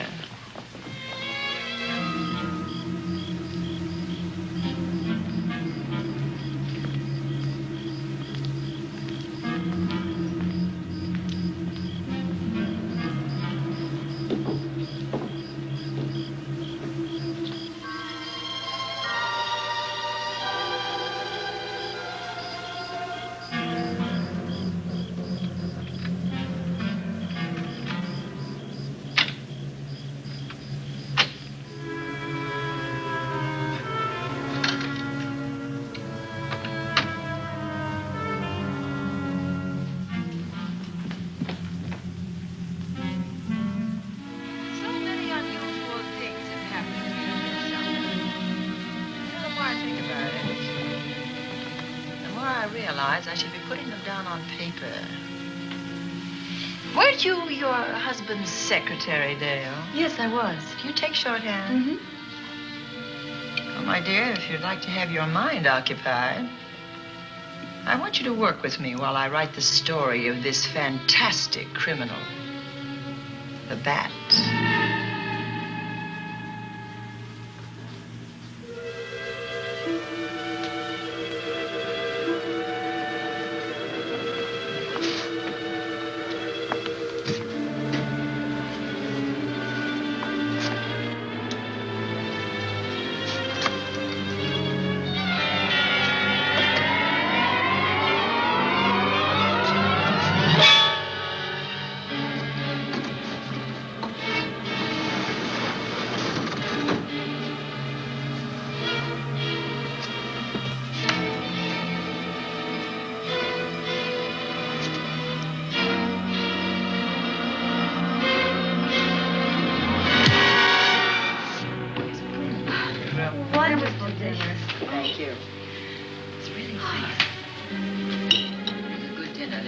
As usual. Wonderful. Oh, what a lovely piece of silver. It's an original, isn't it? Yes, they still use them in England for buffet breakfasts. Some hot water in the bottom. Keeps your kippers hot, your sausages, and your scrambled eggs. Interesting. It's very useful, really nice.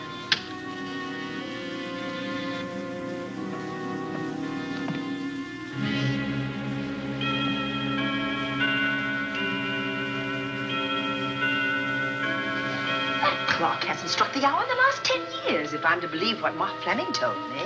Why is it angled away from the wall like that? I don't know. Somebody must have moved it.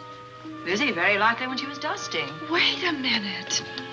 Did you know there's a door in this paneling? No, I didn't. Oh, my gracious, so there is. Maybe it opens to a secret passage. Well, certainly to a secret something. Who knows, girls? Who'll be about to stumble on that missing million? Oh, this is... Oh. There's a panel. There must be some gimmick to it. There always is. Yes, it moves. It moves. It moves. Oh.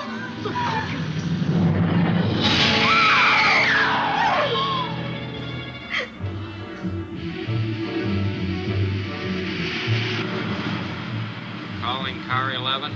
Calling car 11. Proceed to the Oaks in Zenith Township immediately. A homicide has been reported. Okay. Proceeding to the Oaks. Notify the county coroner, Dr. Wells. Tell him to come to the Oaks at once.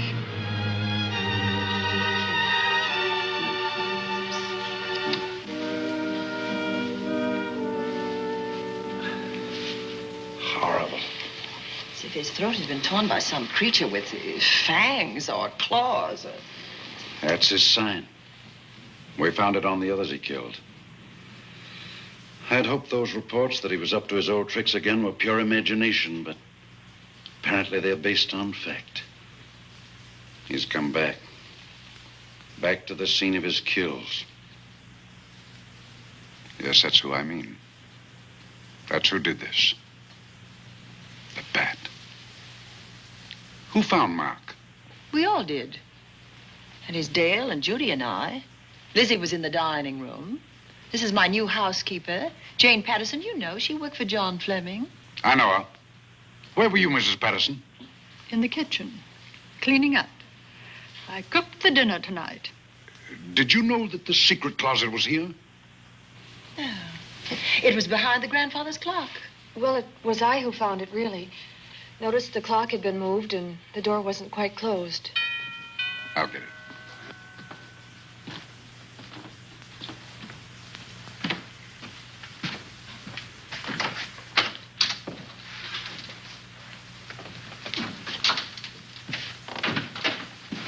Who is it?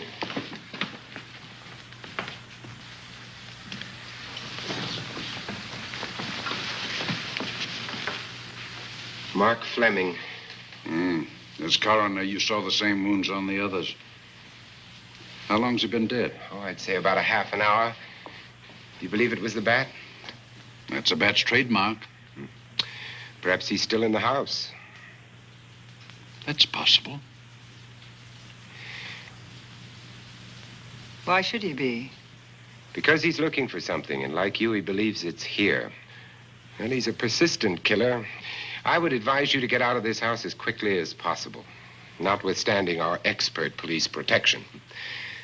Have you called the morgue?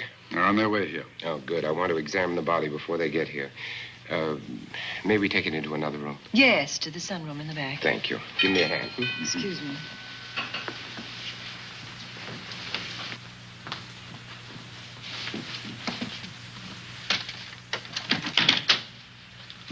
Oh, Warner, where have you been? Well, madam, has been an accident? There's been a murder. Mark Fleming, the young man from whom I leased this place, was killed here tonight. They know who did it? Well, they believe it was the bat. I'm sorry I had to use the front door, Miss Van Gorder, but I forgot my keys, and when I rang the bell at the kitchen door, there was no response. Oh, this is Warner, Lieutenant. He's my butler. He was my chauffeur.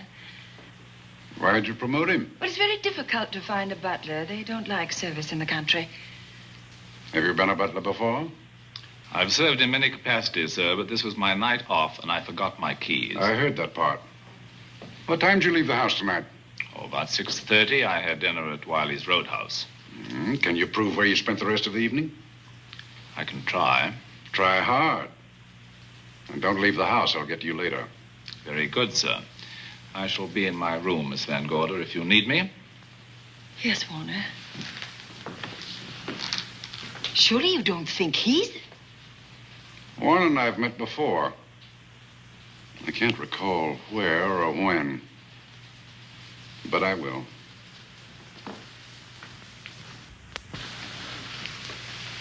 There'll be a crew here shortly from headquarters, dusting for fingerprints, taking photographs. But in the meantime, Mrs. Patterson, you aren't leaving the house tonight, are you? No, Lieutenant. Don't. I'll talk to you in the morning. Good night. Good night, sir. Good night, Miss Van Gorder. Dale, I was with Mark Fleming this afternoon when you talked to him about the floor plans of this house. I heard him tell you he was coming here tonight. Dale called him at my request. She told me he was coming. Who else heard her tell you that? Judy, Lizzie. And that nice Dr. Wells. Dr. Wells. There are a few killers who kill for the fun of it.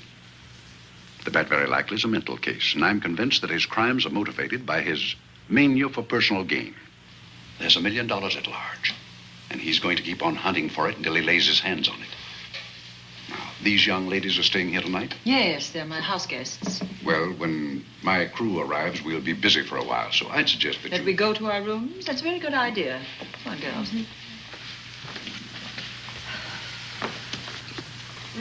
police guard for this house tonight, Lieutenant. You've got one. I'm going to cover this place tonight from the attic to the basement.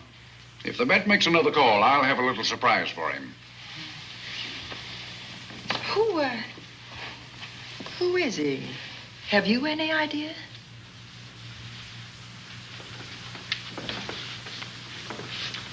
He could be anybody.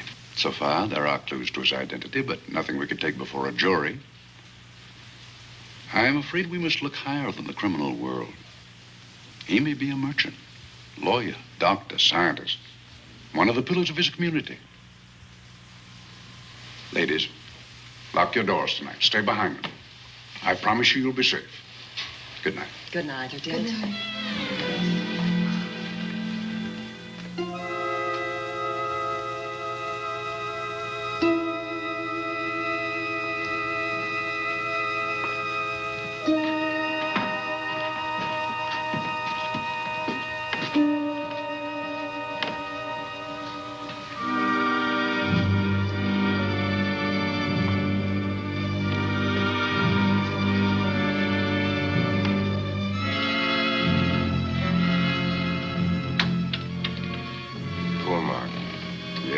Pity.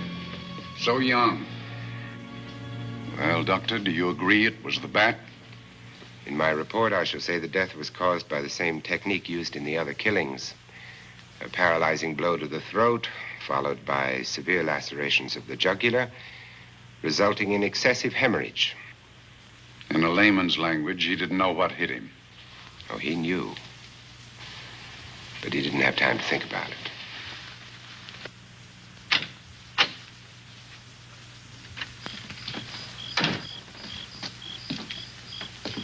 Staying here tonight, Andy?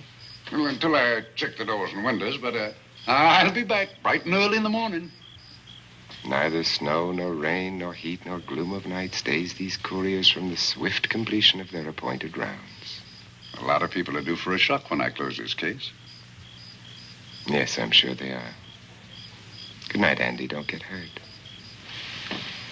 Good night, Doctor.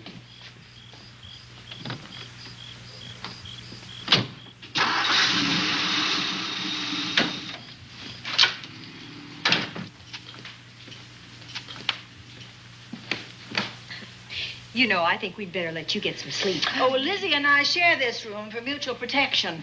You know, one night, a storm blew the wires down, put the lights out, and I went out the next day and bought a half a dozen of these things. You better take one with you, Dale. Oh, thank you. We'll go across the hall now. Are you sure there's nothing else you need? Oh, no. Quite sure. We'll be all right. Well, if anything bothers you, you just sing out, and 2 strong women will come to your rescue. Oh, nothing will bother us. Not with Andy on the job. No. Well, good night. Good night, Miss Van Gordon. See you in Don't worry. Everything will be all right. We won't. Good night. Good night.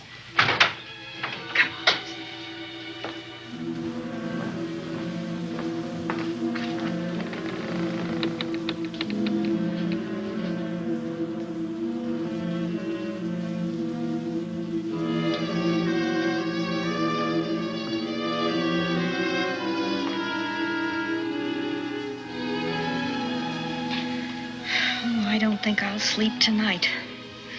Me neither. All I can see is poor Mark Fleming staring at us. I thought that when people died, their eyes closed, as in sleep. Don't think about it. I'll bet you're thinking about it. No, I was thinking of my poor husband sleeping in jail tonight. Oh, Judy, I love him so much.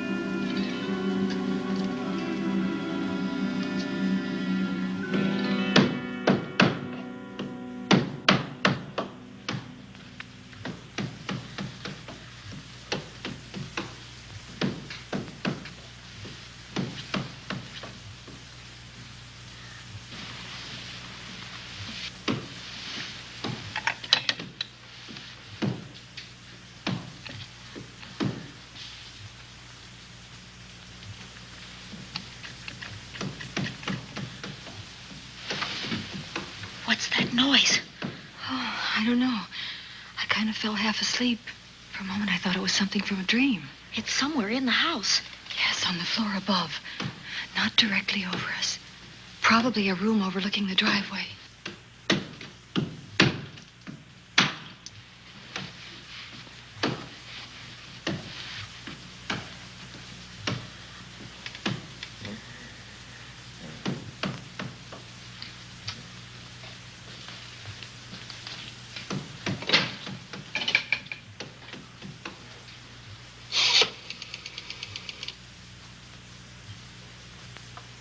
Should we call Miss Van Gorder? She'll hear it. How can she help but hear it? Oh, besides, we don't want her to think we're a couple of hysterical women. Well, I'm about to become one. Oh, I've had it for one night. Dale, you're not going out in that hall. I want to know what's happening up there. But Lieutenant Anderson said if we stayed behind our locked doors, we'd be safe. Vic isn't safe locked up in that jail. Suppose that stolen money is in this house. Mark Fleming seemed to think it was. Maybe that's what somebody's looking for. For heaven's sake, don't you hear that awful noise up there? Now, Lizzie, you've just got to stay awake. The house phone and the outside phone wires have been cut, and we can't get help. Where's that policeman? Oh, I don't know. Something must have happened to him. Now, go on, get on your robe. Oh, Dale, please don't go up there. I've got to. Think what it could mean to Vic. Now, you stay here. Oh, no. If you go, I go.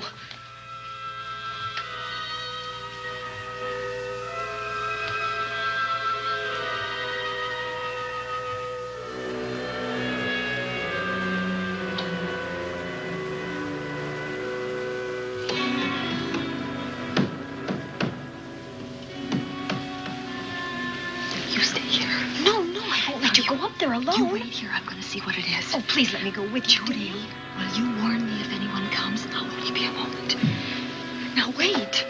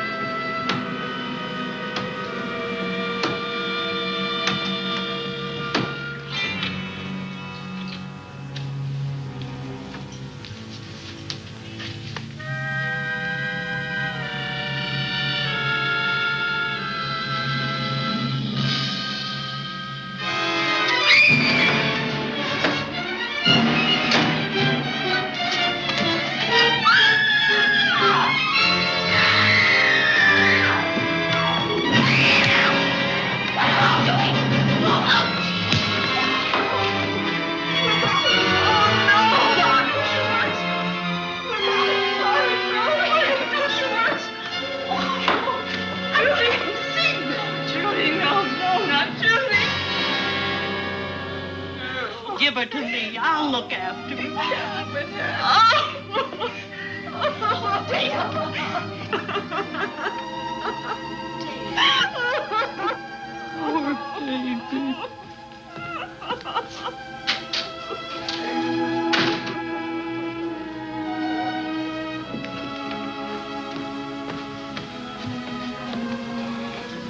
Judy.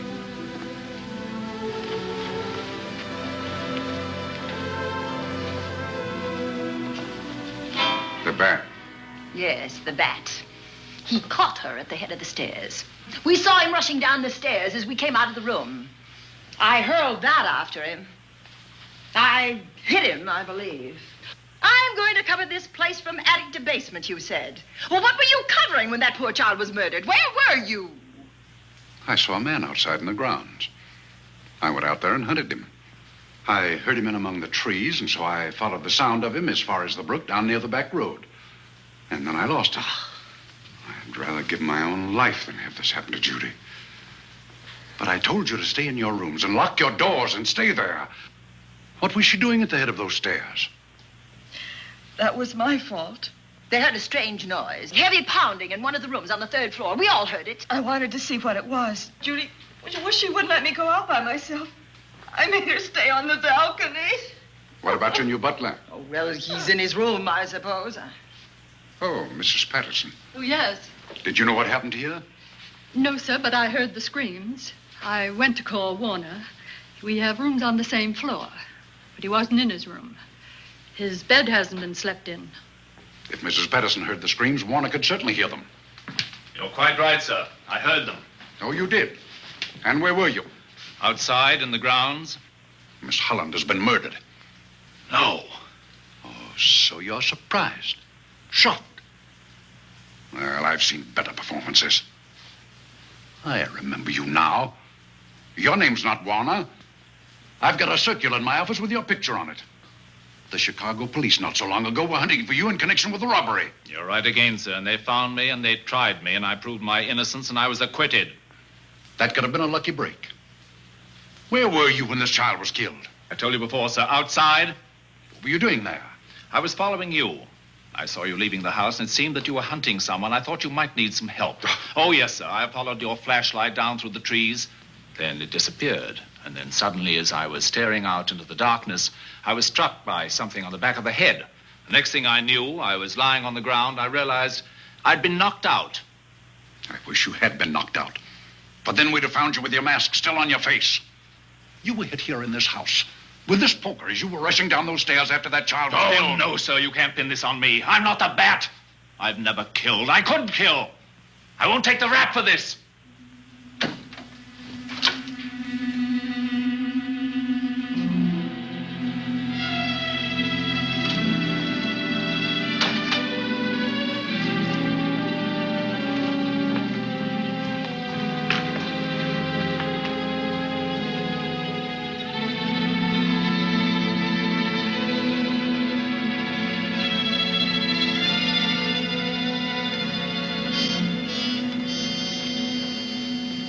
Doctor. We have another case for the county coroner. You see, the bat came back. Why did you come back, Doctor? Well, I had an accident about a mile down the road. The right rear wheel of my car came off, and I plunged into the ditch. This was the nearest house, so I came here to call for help. I thought I'd find you around, Andy. Physician, heal thyself. You must have been hit by something on the back of your head. I told you I had an accident. So you did, Doctor. So you did. I could be wrong. But maybe I'm not. We shall see. All right, dear, let's start a new chapter. For days, the murders held the headlines.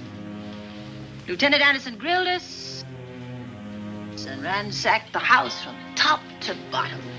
Warner was not placed under arrest, but his every move was watched.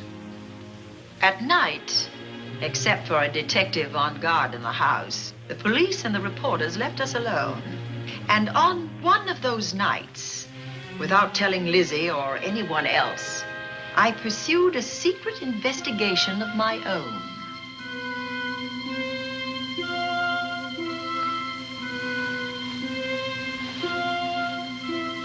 It was in an empty room on the 3rd floor where we kept our trunks and other things.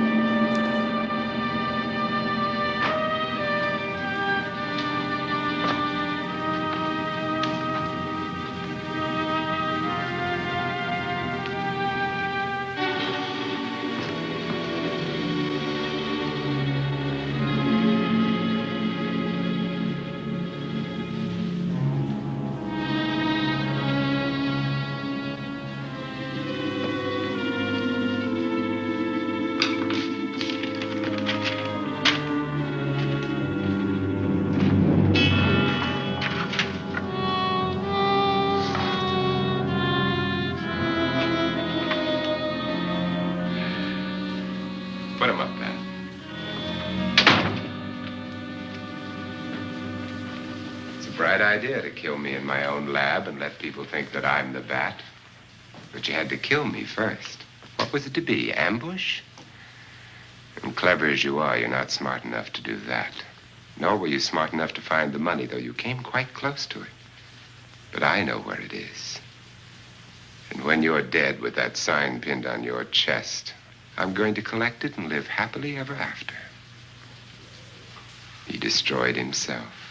How true that will be. Well, goodbye, Bat. Here's a serum that will heal you whether you're rabid or not.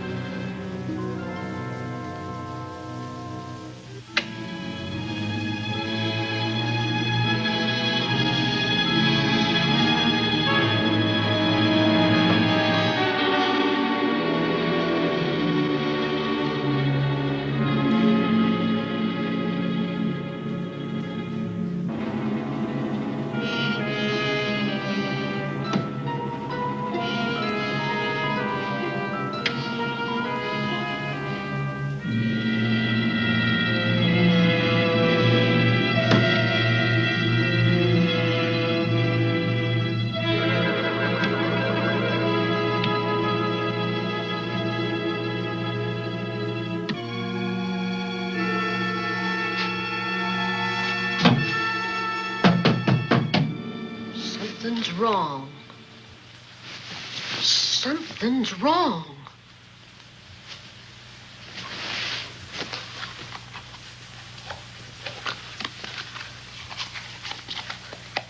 Miss Cornelia.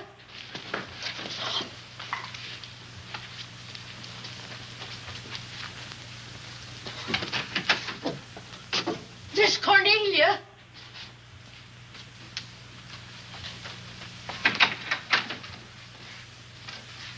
Now, where would she be going at this time of night?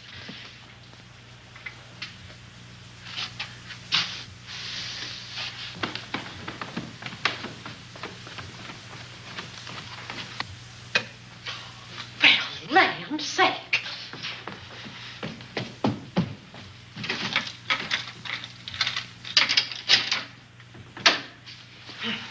I never.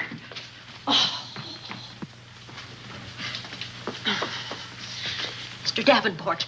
Mr. Davenport. Oh, a fine thing. The door unbolted, the chain off, and you asleep on the job. Wait till Lieutenant Anderson hears about this. Come on, wake up. What's the matter with you? I don't know. My head hurts. My whole body's numb. Here, take a sip of this. Try to snap out of it. I'll be back in a minute.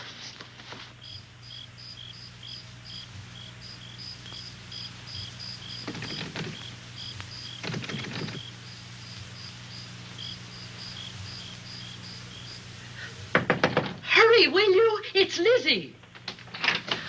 I'm terribly worried. I can't find Miss Cornelia anywhere, and something's happened to the policeman. I don't know what. Get Warner. Bring him to the drawing room. Tell him we need him.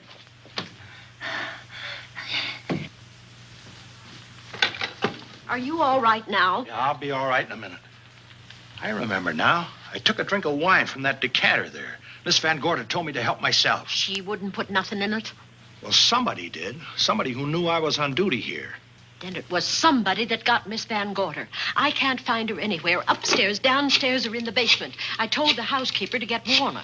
Lieutenant Anderson will want to know about this. Hello. Yeah, this is Davenport at the Oaks. We've got trouble here. Well, for one thing, I was drugged. Yeah. But I must have been knocked out because the maid tells me Miss Van Gorder is missing. Well, you better call Anderson and let him know. He's not at home. Well, where is he? Out on a case? What case? Dr. Wells. What else did they tell you about it? Oh, hurry, will you? We've got to find Miss Cornelia. Okay. Lieutenant Anderson is out on a case. Dr. Wells was found dead in a room next to his garage, murdered. Dr. Wells? There's something queer about the killing of Wells, but headquarters won't talk about it. Lizzie, Warner isn't in his room. There's no sign of him anywhere. And I was supposed to keep an eye on that guy. Where's Miss Cornelia? That's what I want to know. Wait a minute. Didn't you say that the chain and the bolt were off of the front door? I certainly did. Well, maybe Miss Van Gorder went outside. Oh, she never would. We better look. I can't breathe. There's no air.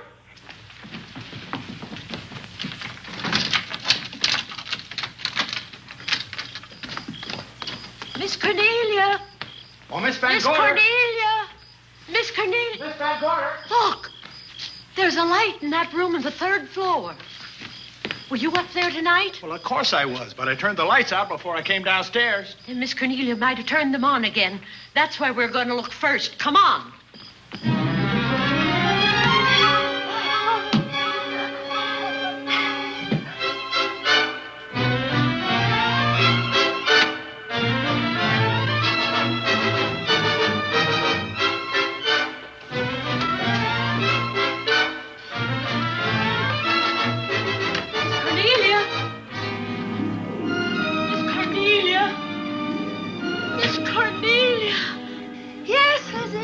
I'm here. Right here. Come to the mantelpiece. Here we are, Miss Van Gorder. What do we do now? Over the mantel, there are 5 panels. Strike it with your hand.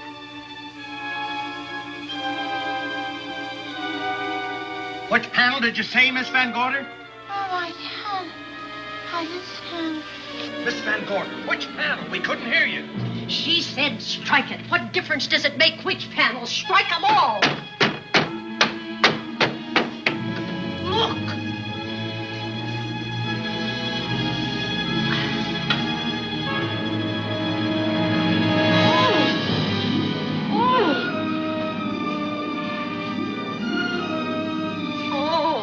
It's all right now.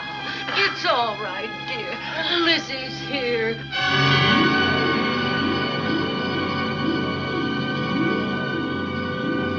Feeling better? Yes, much better. We'll take you to your room. Oh, no, you won't. I'm going to stay right here. I'm quite all right.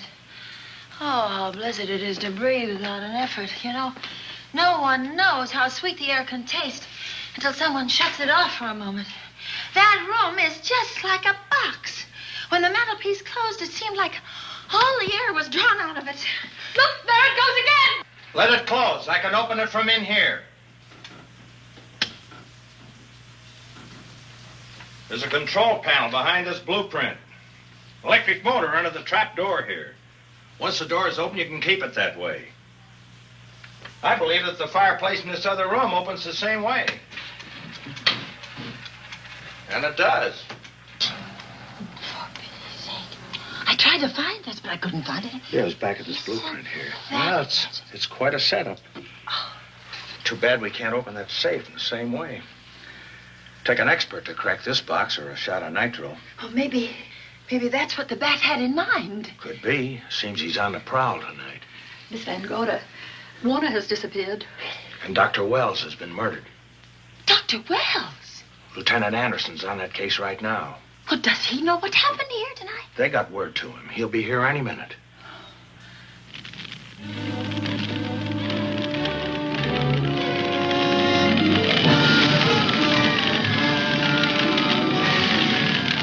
What's that noise? Miss Van Gorder, the garage is on fire. Scott, look at that. Lizzie, put that light out in the other room. Now, where are you going? To report the fire. Well, you just stay right here. But Miss Van Gorder, the garage. Well, let it burn. You watch the stair. Can't you see that fire was set to get us out of the house? Out of the house? Were you talking about the... Yes, I'm talking about the bat. Now that the lights are out, he'll think his trick has worked, and we've gone. He'll be here any minute. Well, so will Lieutenant Anderson. I hope so, but the bat will be here first. And he'll kill again if we're in his way. We've got to be as clever as he is.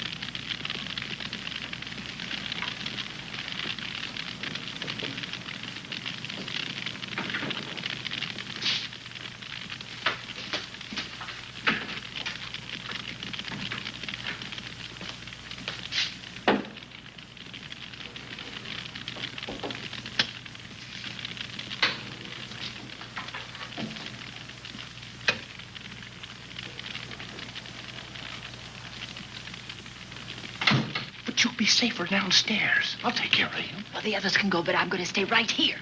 All right, but get out of sight.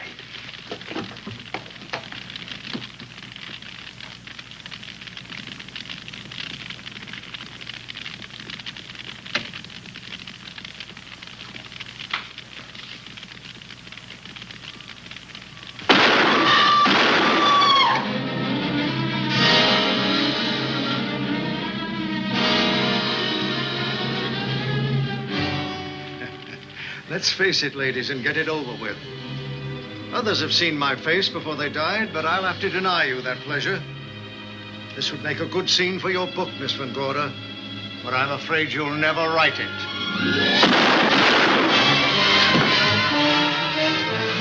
That is Warner. I could tell. You misjudged me, Miss Ellen. Warner! I don't like being a murder suspect, Miss Van Gorder. I was headed for a plane, but halfway to the airport, I changed my mind and came back. I'm glad that I did.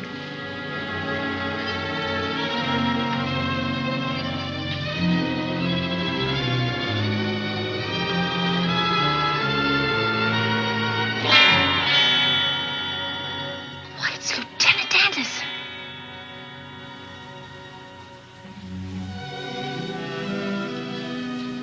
Yes, it was Anderson. He discovered the secret of the hidden room and was waiting to get into it and open up the safe.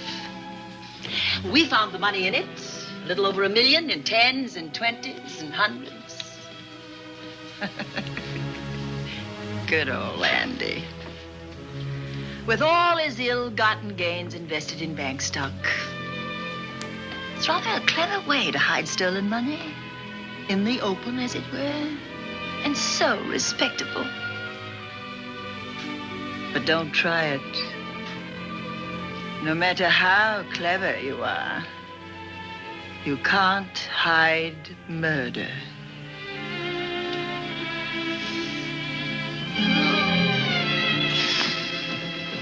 Well, that's it, Dale. That's the end.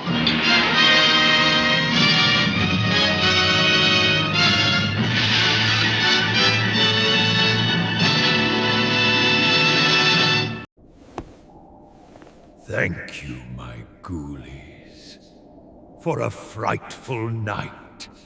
I'll see you all next week, and remember, nighty-night, sleep tight.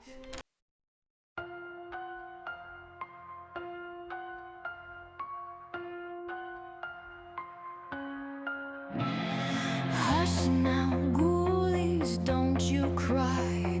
The moon is grinning in the midnight sky. Shadows tiptoe across the floor. Monsters knock but lock the door. Nighty night, sleep tight. It's time to go to sleep.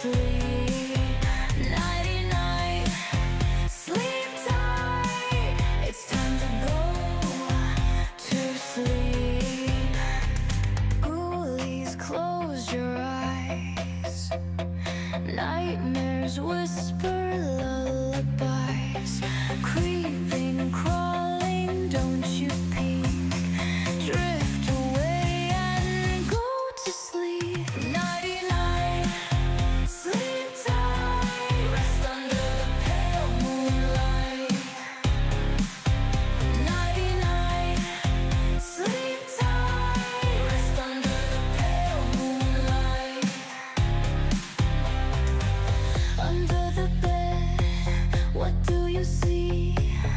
Glowing eyes stare back at me. But don't be scared, they mean no harm.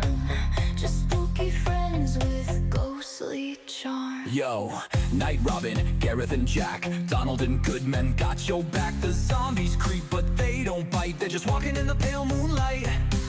Werewolves howling, mummies chill, what's their deal? Even vampires keep it still. Skeletons tapping on the beat so tight. Jack-o'-lanterns flicker in the dead of night. Bats take flight, witches zoom, rocking you to sleep with a boom, boom, boom. Nighty-night, sleep tight. Nighty-night, sleep tight. Ghoulies, don't you fear. Monsters guard you always near. Wrapped in cobwebs, soft and tight. Nighty-night, sleep tight.